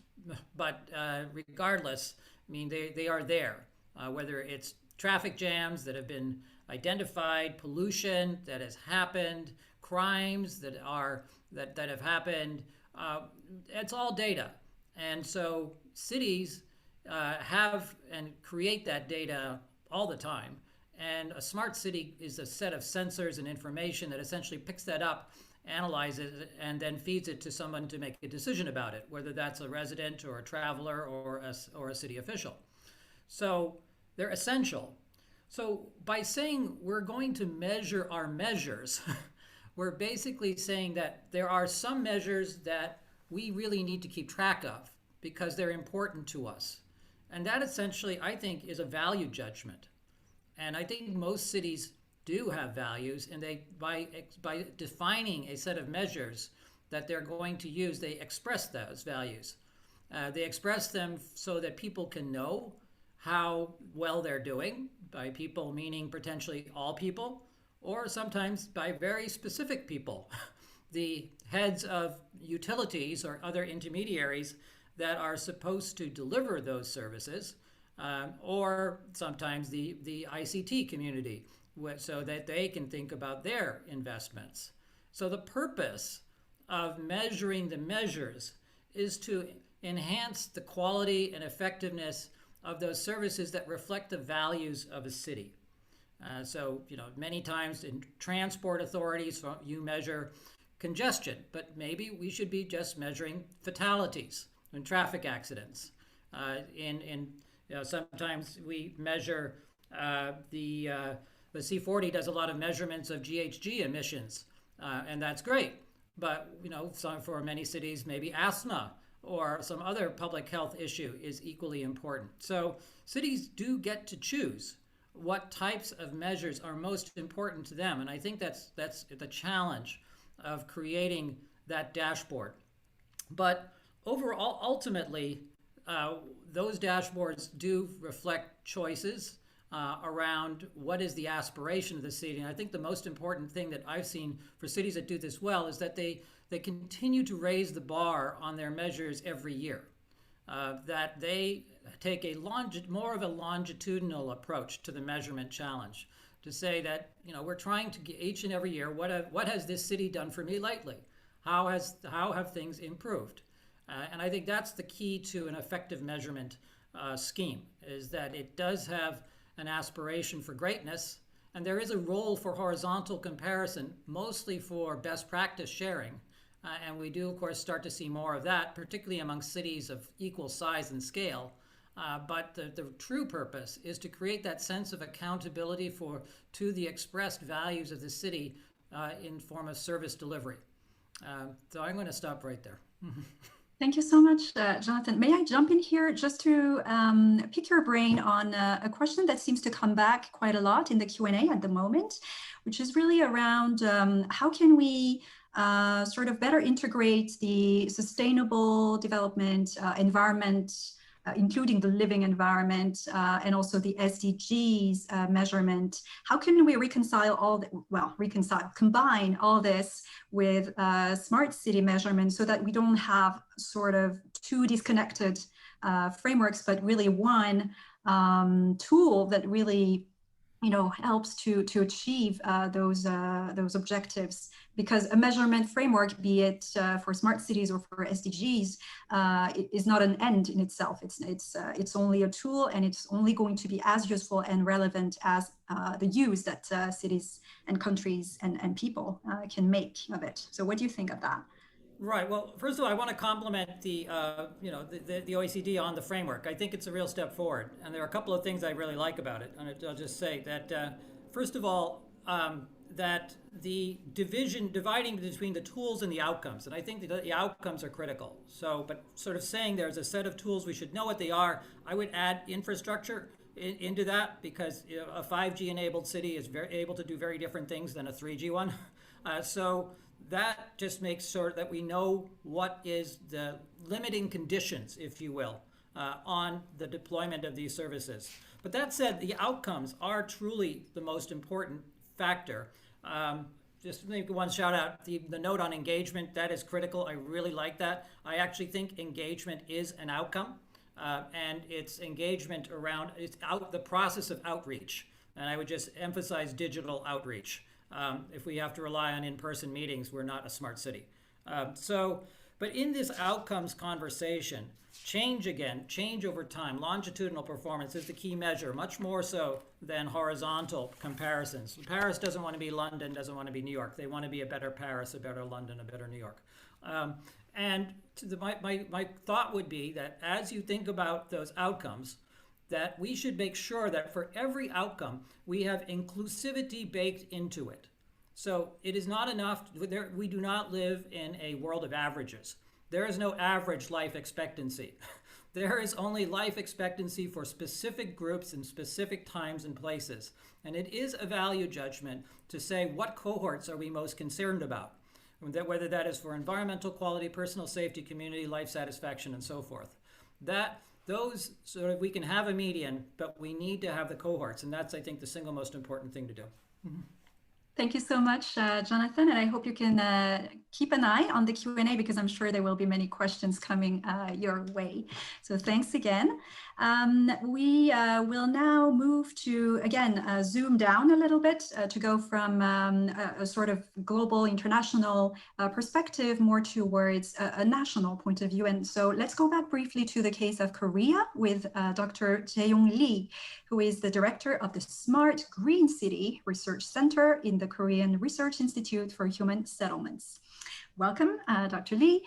And actually, your institute has developed an index that is called the Korea Smart City Certification Index. So could you tell us in a couple of minutes how this index measures the smartness of cities in Korea and what you learn from it? Yeah, thank you for the opportunity to present the Smart City Index in Korea. And my name and my position is in Korea now. And I'm working for the CRIS, that's actually the Government Research Institute. So we usually support the the Korean government. And today I'm gonna present about the Smart City Index in Korea. That's actually under the legal system. So it's a little different from the previous discussion of Smart City Index. And at first I want to announce about the Smart City concept in Korea, because that's a very important. Index is anyway, it's a kind of a tool to check the framework of smart city, and each different country and city has their need their own smart city framework to construct and manage the smart city. And in Korea, we have two clear objectives of smart city. The first one is to solve urban problems, and the second one is to support the new industry development with the smart city operation. And to gain these two goals, we realized that the three big components are necessary. These setting the components comes from our experience, the smart city experience, not the discussion or not the discussion about that. It's from the Korean smart city experience. The Director General Choi told you the Korean smart city starts very earlier than any other country in opening session. We start the smart city construction since 2003. So that's nearly 17 years ago. And at first time, we start from the construction of urban infrastructure with the ICT infrastructure. And we constructed the many different smart city infrastructure. Finally, we realized that the technology and the infrastructures are not enough to operate the smart city. And we realized that in the management phase, we need the governance and some kind of integrated legal system. Therefore, we changed some legal system, and we constructed the smart city law in 2008. And based on this law, we operated the smart city. And currently, we realize that the smart city is necessary to gain some kind of innovation in the city. Therefore, the Korean Smart City project starts about the test bed, but this test bed is not only for the technology. This test bed is for the social, economical, and some kind of legal test. Therefore, these three components are necessary to manage and to develop the smart city in Korea. So based on these three components, we constructed some kind of the smart city index. Next page, please. And when you look at the smart city index in Korea, this one is a national level smart city index. We have two different the smart city index. The first one is at the local level, and the second one is a national level.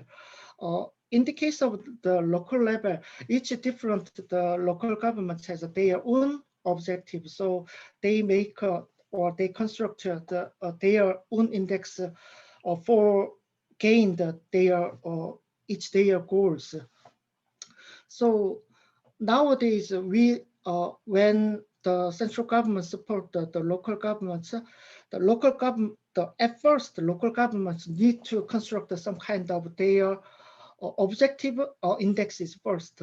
But today I'm gonna explain about the national level smart city index.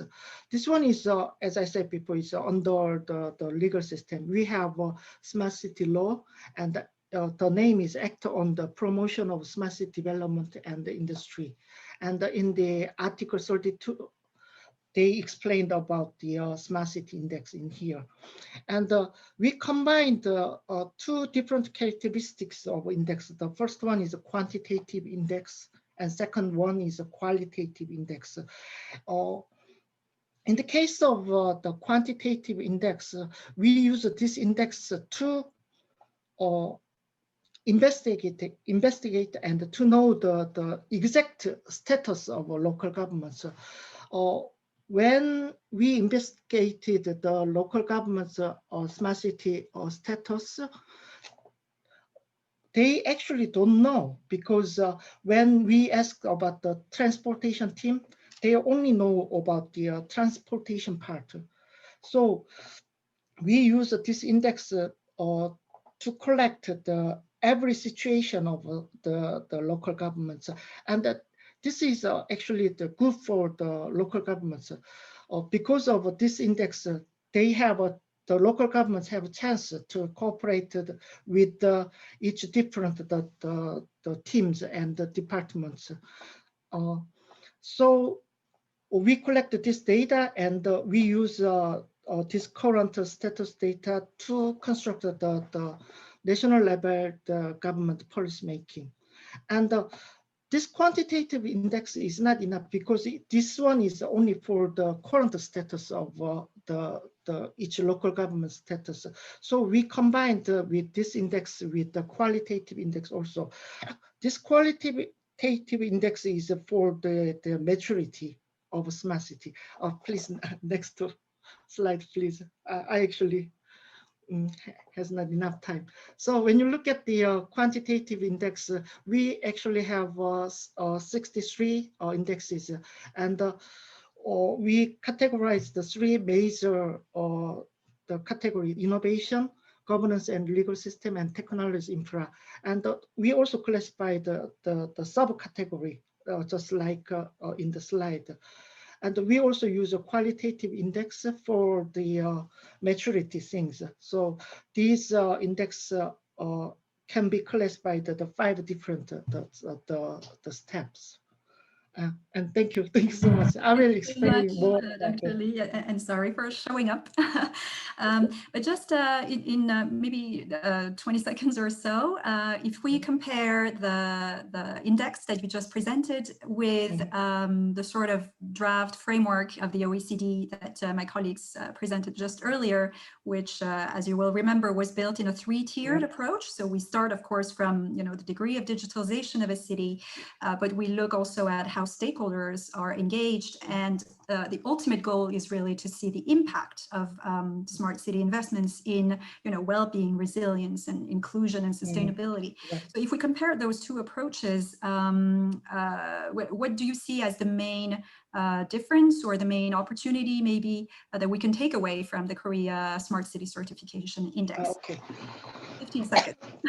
Actually, it is very difficult to measure the final goals, just like you're saying, the sustainability and the resilience or something like that.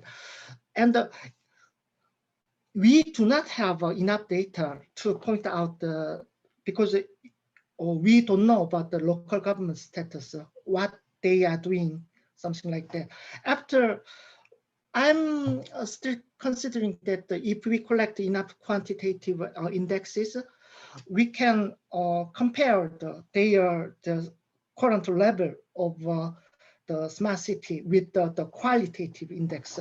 So we compare both indexes together, and which components will point out some kind of maturity things. So I think in the case of OECD, also consider about how can you collect the data of each cities they have, and after that you can measure some big goals of Great. Thank you so much, Dr. Lee. You have questions for you in the Q&A, so if you can take a look and maybe try to engage with our participants. Thank you so much again. We are going to move right next door, actually, to Japan, because we have 2 guests with us, both from the Ministry of Land, Infrastructure and Tourism. So we have Mr. Masahiro Ito, who is the Director of the International Affairs Office in the City Bureau. So we will start with you, Mr. Ito. We understand that Japan is also developing a smart city index. And so could you explain very briefly what it measures and also how the OECD approach can maybe complement this index? Thank you.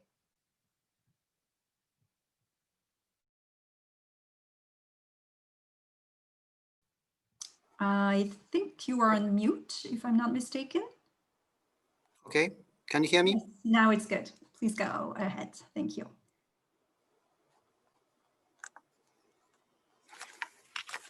Thank you, Sujin, and everybody. It's a great pleasure for me to have an opportunity to give a brief explanation on situation in Japan. As repeatedly mentioned since session 1, it is critically important to develop effective evaluation indicators to properly measure smart city performance. In response to the OECD's framework proposal, now ministry has also begun a survey on new smart city indicators. In our survey, reviewing several standards like ISO and SDGs indicators, we are now considering to rearrange them in line with 6 themes shown in the left side of the slide, such as mobility, safety and security, energy and resource, and so forth. Also, as discussed in session 1, nowadays we need to properly address the challenges raised by COVID-19. After this, we will develop a final report in next March, and then we would like to share it with the OECD Secretariat. After the completion of the OECD evaluation framework, we would like to upgrade them accordingly. Next, please. Let me quickly introduce a leading project of smart city, Takeshiba in Tokyo. Target area covers approximately 28 hectares, which has been developed with smart concept and already installed the city OS. I would like to draw your attention to the landmark smart building, Tokyo Port City Takeshiba, developed by Tokyo Land Corporation. Next, please.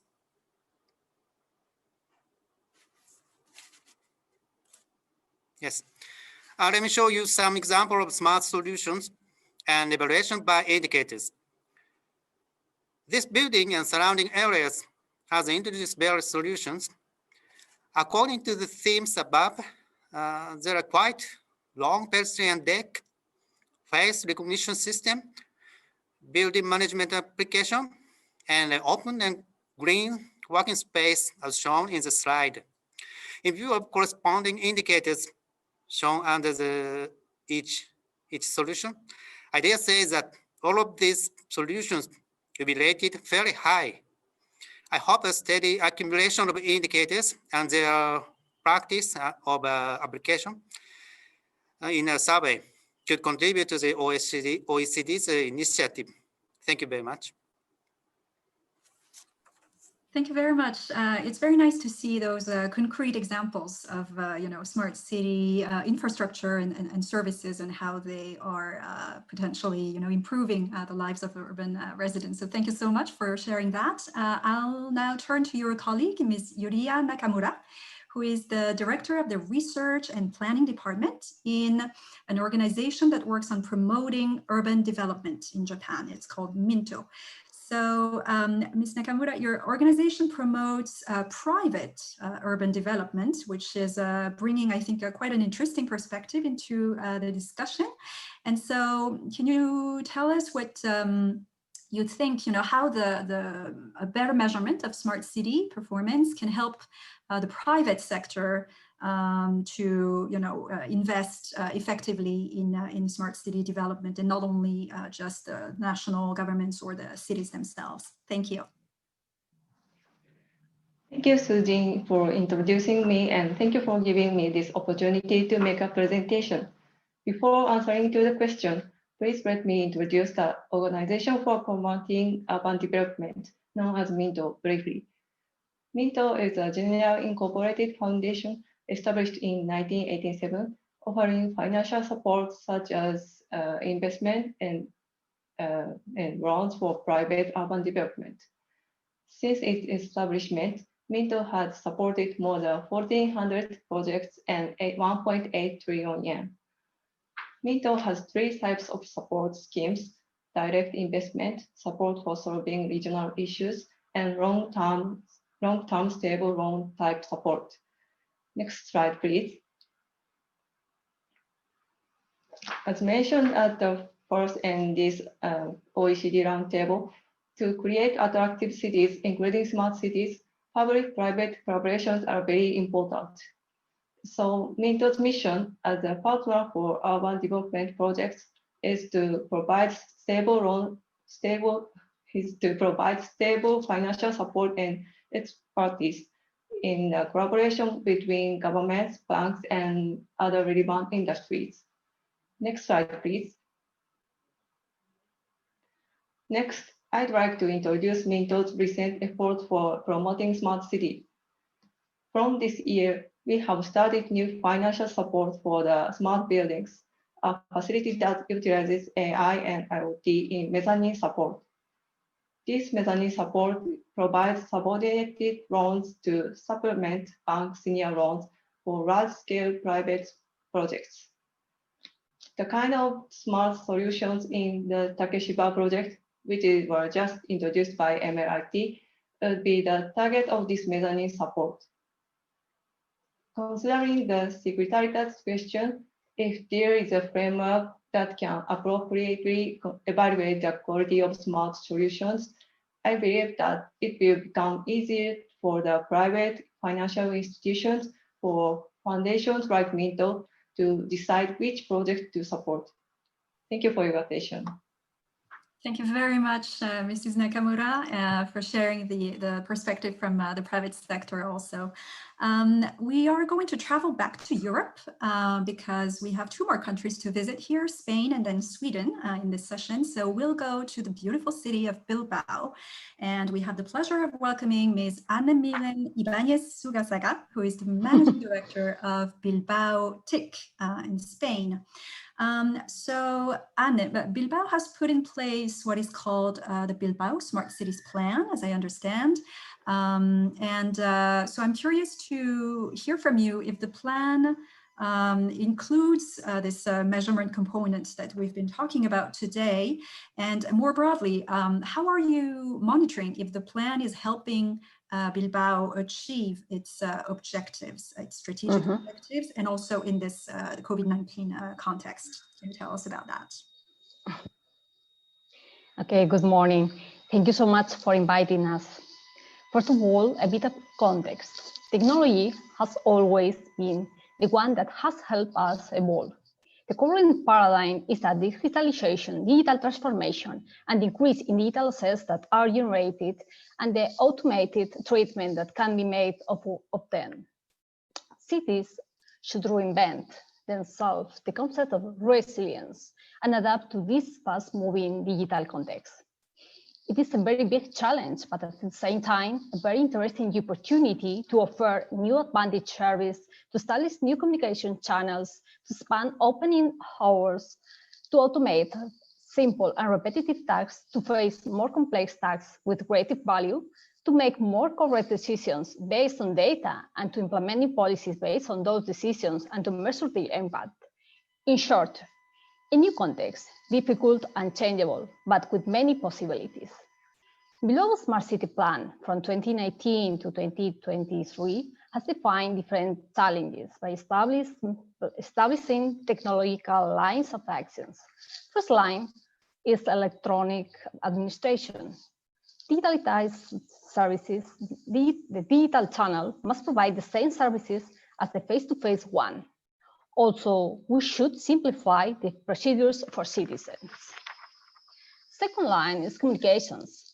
Lay foundations to facilitate communications between the different digital actors, consolidate the current ones, Bilbao Wi-Fi, which is an open and free Wi-Fi network for all citizens and visitors of Bilbao, and analyze new communications modes such as 5G to cover the entire wireless spectrum at the city level. The third line is Internet of Things.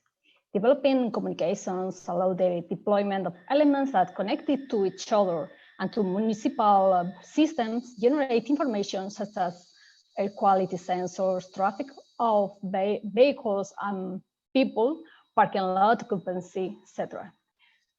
Fourth line, advanced data analytics. Develop communications and the Internet of Things. We will have at our disposal large amounts of data that, with the proper treatment, we will provide us indicators, information, trends that would help us understand the reality of cities and apply appropriate policies. As a fifth line, cybersecurity. Digitalization provides us new possibilities, but also new risks, which must be taken into account, managed, and mitigated. Each of these lines of action has an action plan that defines the action to be implemented, responsibilities, data, and budget. In addition to that, each plan has defined different indicators that help to know the status of the project and the degree of compliance with the objectives. All these lines are the differential elements that will allow us to move forward. Where do we want to go? There are different areas of actions, but they all converge in the following 6 dimensions. In addition to that, there are tools that help to measure the implemented policies, such as sustainable development indicators, since sustainability is one of the promises of these actions. The first dimension is governance. A city council that is digitally transformed internally to advance in the provision of digital public services and favor the digital development of the city as a whole. Second dimension, economy. A city that thinks globally and acts locally, attracting knowledge, tourism, and foreign investment, developing relationships and environments, boost the business ecosystem between companies, entrepreneurs, institutions, and society as a whole, promoting economy and social innovation. As a third dimension, people. Bilbao as a multicultural, open, and welcoming city with intelligent, accessible public spaces in which the community exercises as a task of dynamism and responsible management. Socially balanced city which fosters values of gender, ethnic, religious equality, and which favors the cohesion and social inclusion for all its agents. As a fourth dimension, the quality of life, smart living. Bilbao, as a dynamic city capable of attracting and retaining, offering a distributed plan of culture, sports, and leisure, with different and attractive areas to attract different profiles and population segments.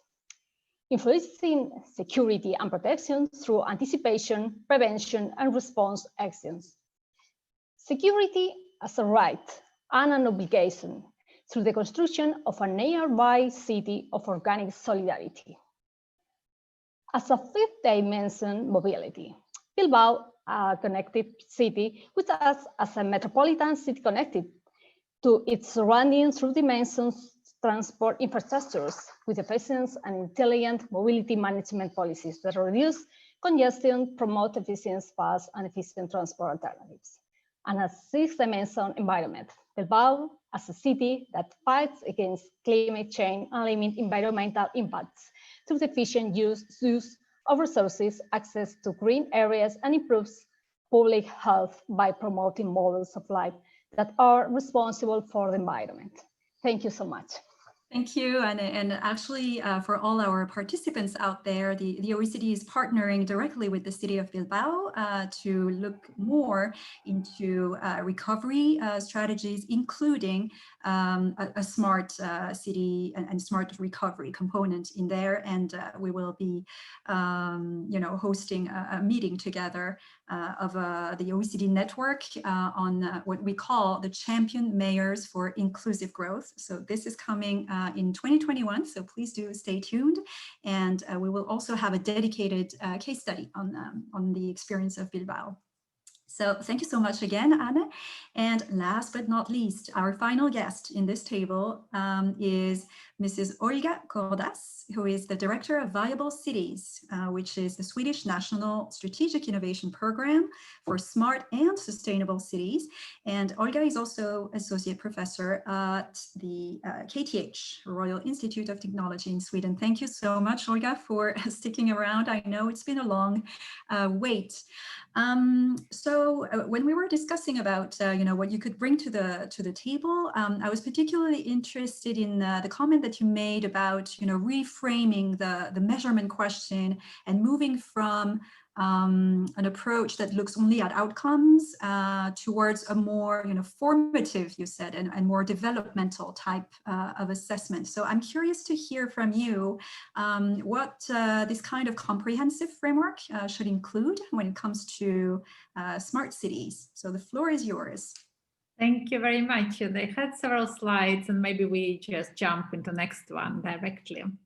Thank you very much. So yes, so we are a strategic innovation program of Sweden for smart and sustainable cities. We are a member organization with members from so-called quadruple helix representing cities, regional authorities, national authorities, but also companies, academia, and civil society organization. And our mission is climate neutral cities 2030 with a good life for all within planetary boundaries. And the mission is connecting clearly the climate action and climate transition with social sustainability and forest-thriving communities. With us, we have currently nine Swedish cities and their partners that are pioneering efforts to accelerate climate transition, and we see digitalization and citizen engagement as important enablers. So this is a little bit of the context of what I'm going to talk about. Please, next slide.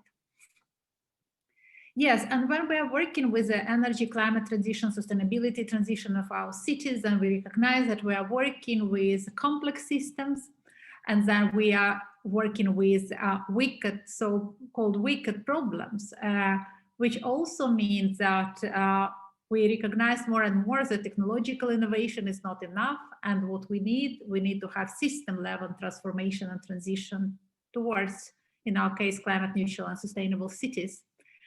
And shift from purely technological innovation to systems level innovation means that we also need to rethink how we do measuring and how we do evaluation. So some of the takes on that is there is a shift, and we see very clear shift for the goal of evaluation and measuring.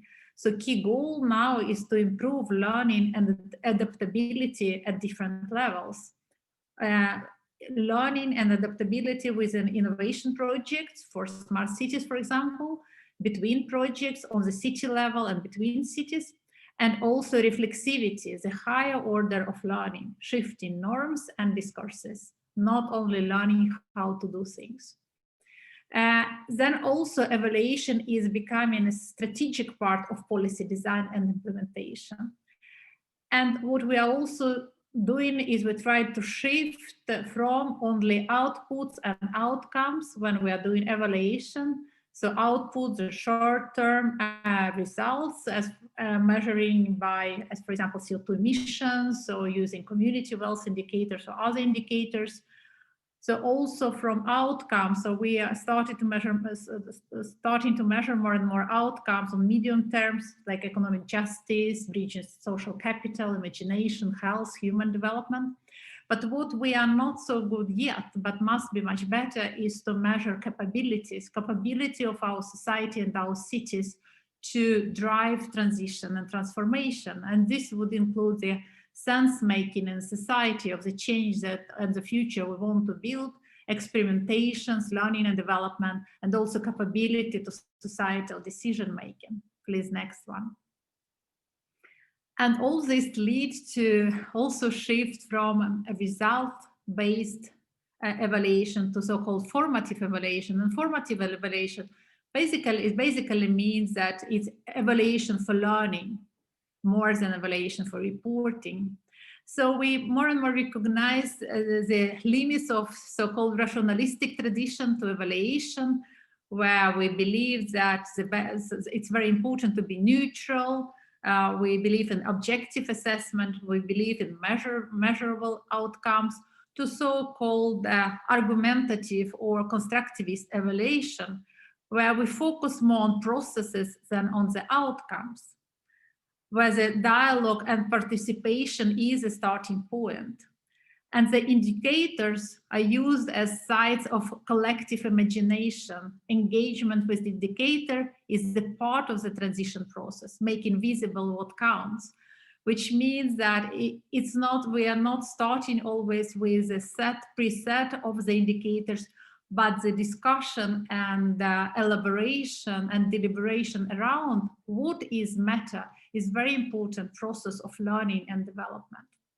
So the formative evaluation, we see it as an opportunity for reflection that helps us to change direction, adjust the ongoing developments, our projects and processes in our cities. So we are now developing different frameworks for formative evaluation within viable cities. And next year we're having a publication with my colleagues, Professor Harald Rohracher and Lars Koenen, describing the case of viable cities and the frameworks that we are developing. Thank you very much. Thank you so much, Olga, for giving us this perspective. It seems also that the process of developing this measurement is almost as important as the end result in the end, because it really triggers, this engagement and reflection process that you mentioned. And so I think, many of our participants might have some questions for you, in which case I will encourage them to type them in the chat. I know this chat has been in the Q&A, sorry, where I see that it's been very active. We'll get back to it in a minute. I'm just going to bring all our participants out there back in to pick your brains on what you think of the 3 pillars that we presented to you at the beginning. So if we can please go back on the Mentimeter here using the link in the chat, or scanning the QR code. You're all pros by now in Mentimeter. And it's a very simple and quick question. It's really to take the temperature here. And if you think about the 3 pillars that we presented at the beginning, so smart city tools, stakeholder engagement, and the actual performance of smart city in terms of well-being, inclusion, resilience, and sustainability. What priority would you give to each of those 3 pillars? And you can choose from very low priority to very high priority. As we said at the beginning, we are shaping this framework, hopefully together with you, and we'll continue to do so. But the purpose here is really to see, how to calibrate those pillars, which are really complementing each other. One is not necessarily, as equally important as the others. And so we would like to see from you, what you think is really missing maybe in the world today. And I saw in the Q&A also that some of our participants were wondering, if we really had to use those indicators on the ground in our cities and communities today, what kind of change could we actually empower and see.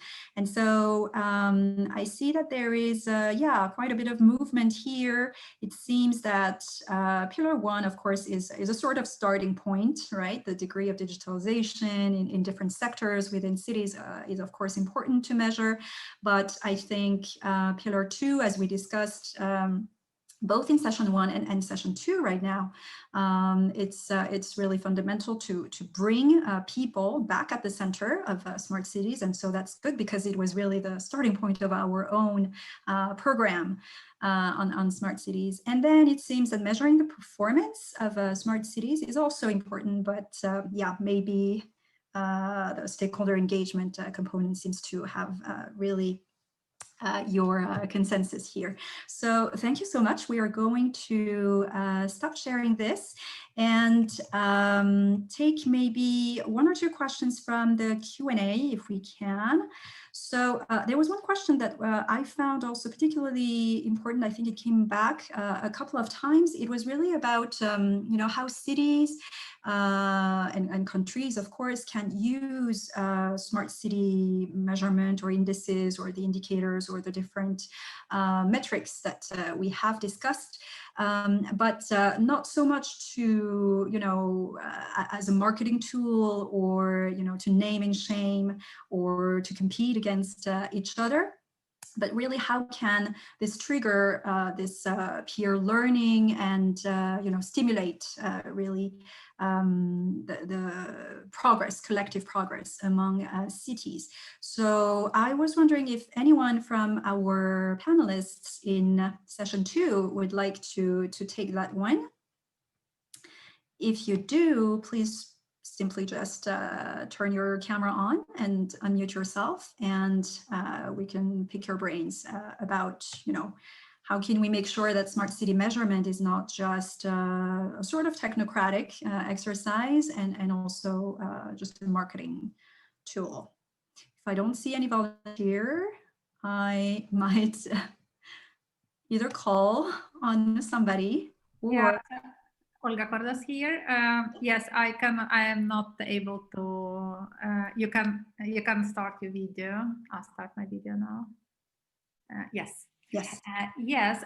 I think that I would make one point, and it's actually, yeah. So I agree very much that the evaluation and measurement and the learning is not at all the technocratic exercise. If we want it work for us to develop our society and our cities. And what is important is actually, as you mentioned also, that so we are, instead of only measuring things, that we have a process of sense making around what these measures means for us. Why, for example, what those indicators that we measure means for us, and what does it mean that we are worse or have some low so our KPIs are different from other cities. What other cities are good for us to benchmark, and what the result of this evaluation and benchmarking means. So I would say, so it's not only enough to measure, but it's also enough to create and design the sense-making process around those measurements and discussions. Okay, thank you very much. I think there is one or two specific questions that Dr. Chae-Yong Lee wanted to answer specifically. For example, around how can we better measure digital inclusion? So if we can do that in 30 seconds. Yeah. Actually, I put the wrong button. I tried to type there. And actually, we have the 3 different hierarchy. The first part is the goals of smart city. And in the case of digital inclusion and accessibility can be the goal of smart city. And when we operated the smart city, we actually realized that from the experience, the technology, governance and legal system and the innovation are important components. But we don't know how the checked or monitor or monitor the 3 different components. So the first, we try to check the base level, the technology status of each local governments and the governance and technology things, current status of local government, something like that. And after we collected all the status data of local governments, we compared which components of current status of local governments can solve the final goals. So that's the step-by-step approach of Korean Smart City Index. And we, in the case of the final goals, we have the kind of the accessibility and the digital inclusion things. Great. Thank you very much, Dr. Lee, for taking the time to answer this. We are almost reaching the end of this roundtable, and I have the great pleasure to invite Mr. Nadim Ahmad, who is the Deputy Director of the OECD Center for Entrepreneurship, SMEs, Regions, and Cities. And he will have the very easy task to tell us what you took away from this very rich conversation and any ideas on how we can move ahead. Thank you, Nadim. Well, thank you, Sujin, and hello, everybody. I mean, I have to say it's an impossible task, to be honest. I mean, there was a wealth of information that was provided to us, and certainly it's a lot of information that's going to give us an awful lot of food for thought as we take this work forward. I'd like to begin perhaps by thanking the Japanese and Korean colleagues for bringing this event to the table, but I'd also like to thank all the participants and indeed all of you who've commented on the chat. I think these are all very useful questions and it's going to help us, I think, like I said, push this agenda forward. In terms of takeaways, like I said, it's going to be very difficult because, of course, there was so much information. I guess perhaps the most important takeaway, or the first takeaway rather, was in the context of perhaps the quote that Vincent quoted from Bohr, that nothing exists until it's measured. And this is something that is a paraphrase, I guess, of what our Secretary General often says, that you can't measure it, then you can't manage it.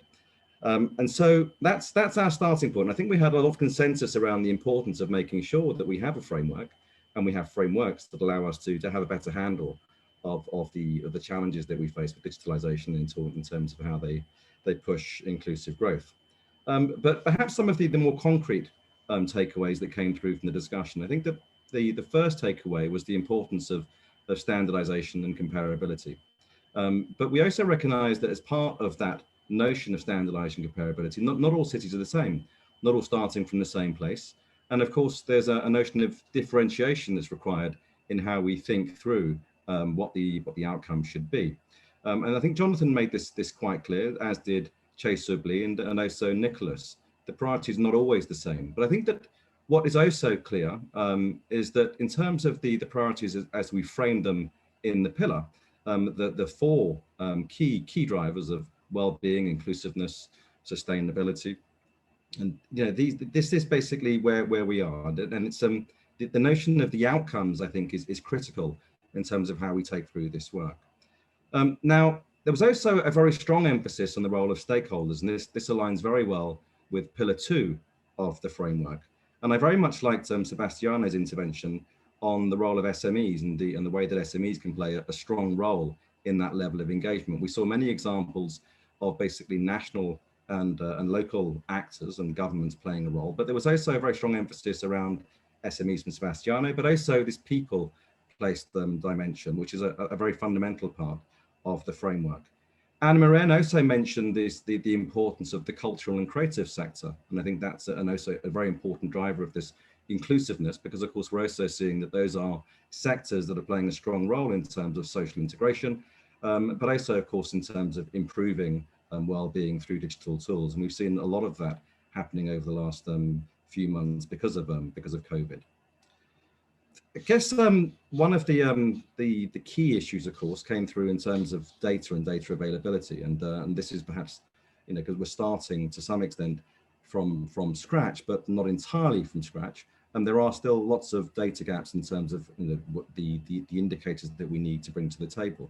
But there are lots of initiatives that are already in play that are allowing us to populate some of this data and to provide these insights, and of course we can use the initiatives or share the initiatives that we've seen happening at the local level, at the national level, to continue to feed the information set that we have available.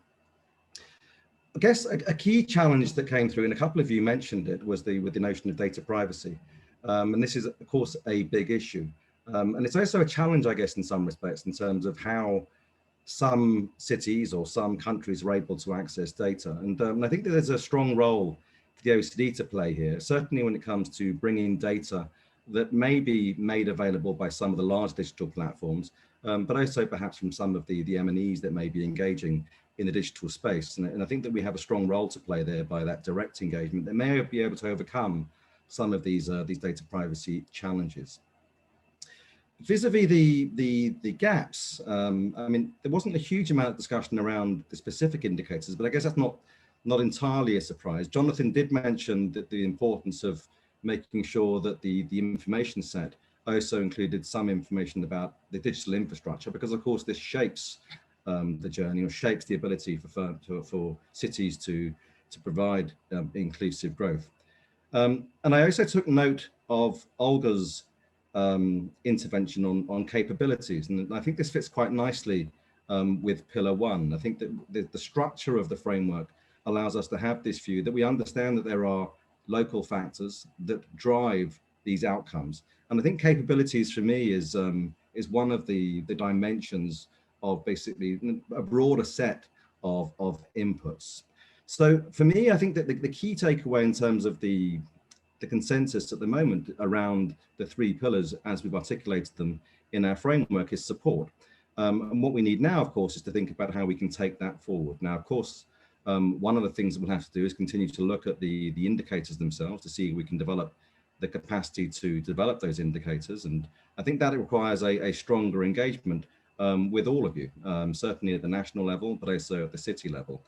We've seen that some of the initiatives are being driven at the national level. And of course, there are questions about how those same initiatives can also be boosted at the city level. So we're looking for strong engagement with all of you through those mechanisms, whether it's national or at the city level. And we're inviting everybody here today to engage with us in that process. And I took note on the chat of some of those, some contributions already. I noticed the Commission working in a similar vein on Laurie. We saw G3 ICT, and a few others have said that they would like to be in contact. So I'd certainly encourage that to continue, and I'd encourage the rest of you to also get in touch with us as we take this forward. And in taking it forward, it's not just about developing the framework and continuing to develop the framework, but it's also about beginning to apply the lessons that we've learned in this process and the lessons that we have already developed for many years within the OECD in terms of how we can drive inclusive growth at the city level. And we're looking for a consortium and certainly collaboration with many of you in terms of doing this. And those cities, for example, that would like to have specific studies that look at these impacts on inclusive growth at the city level are certainly encouraged to get in touch with us because we'd like to move forward with you.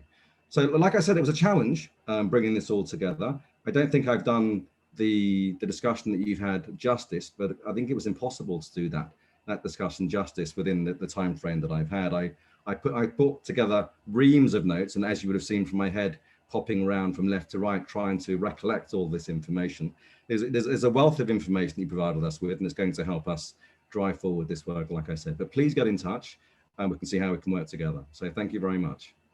Thank you so much, Nadim, for making the impossible possible. And we will actually build on your conclusions as we are going to work on capturing the essence of our discussions today into an extended paper, that will come out in a couple of months and that we will make available on our webpage. So thank you so much again.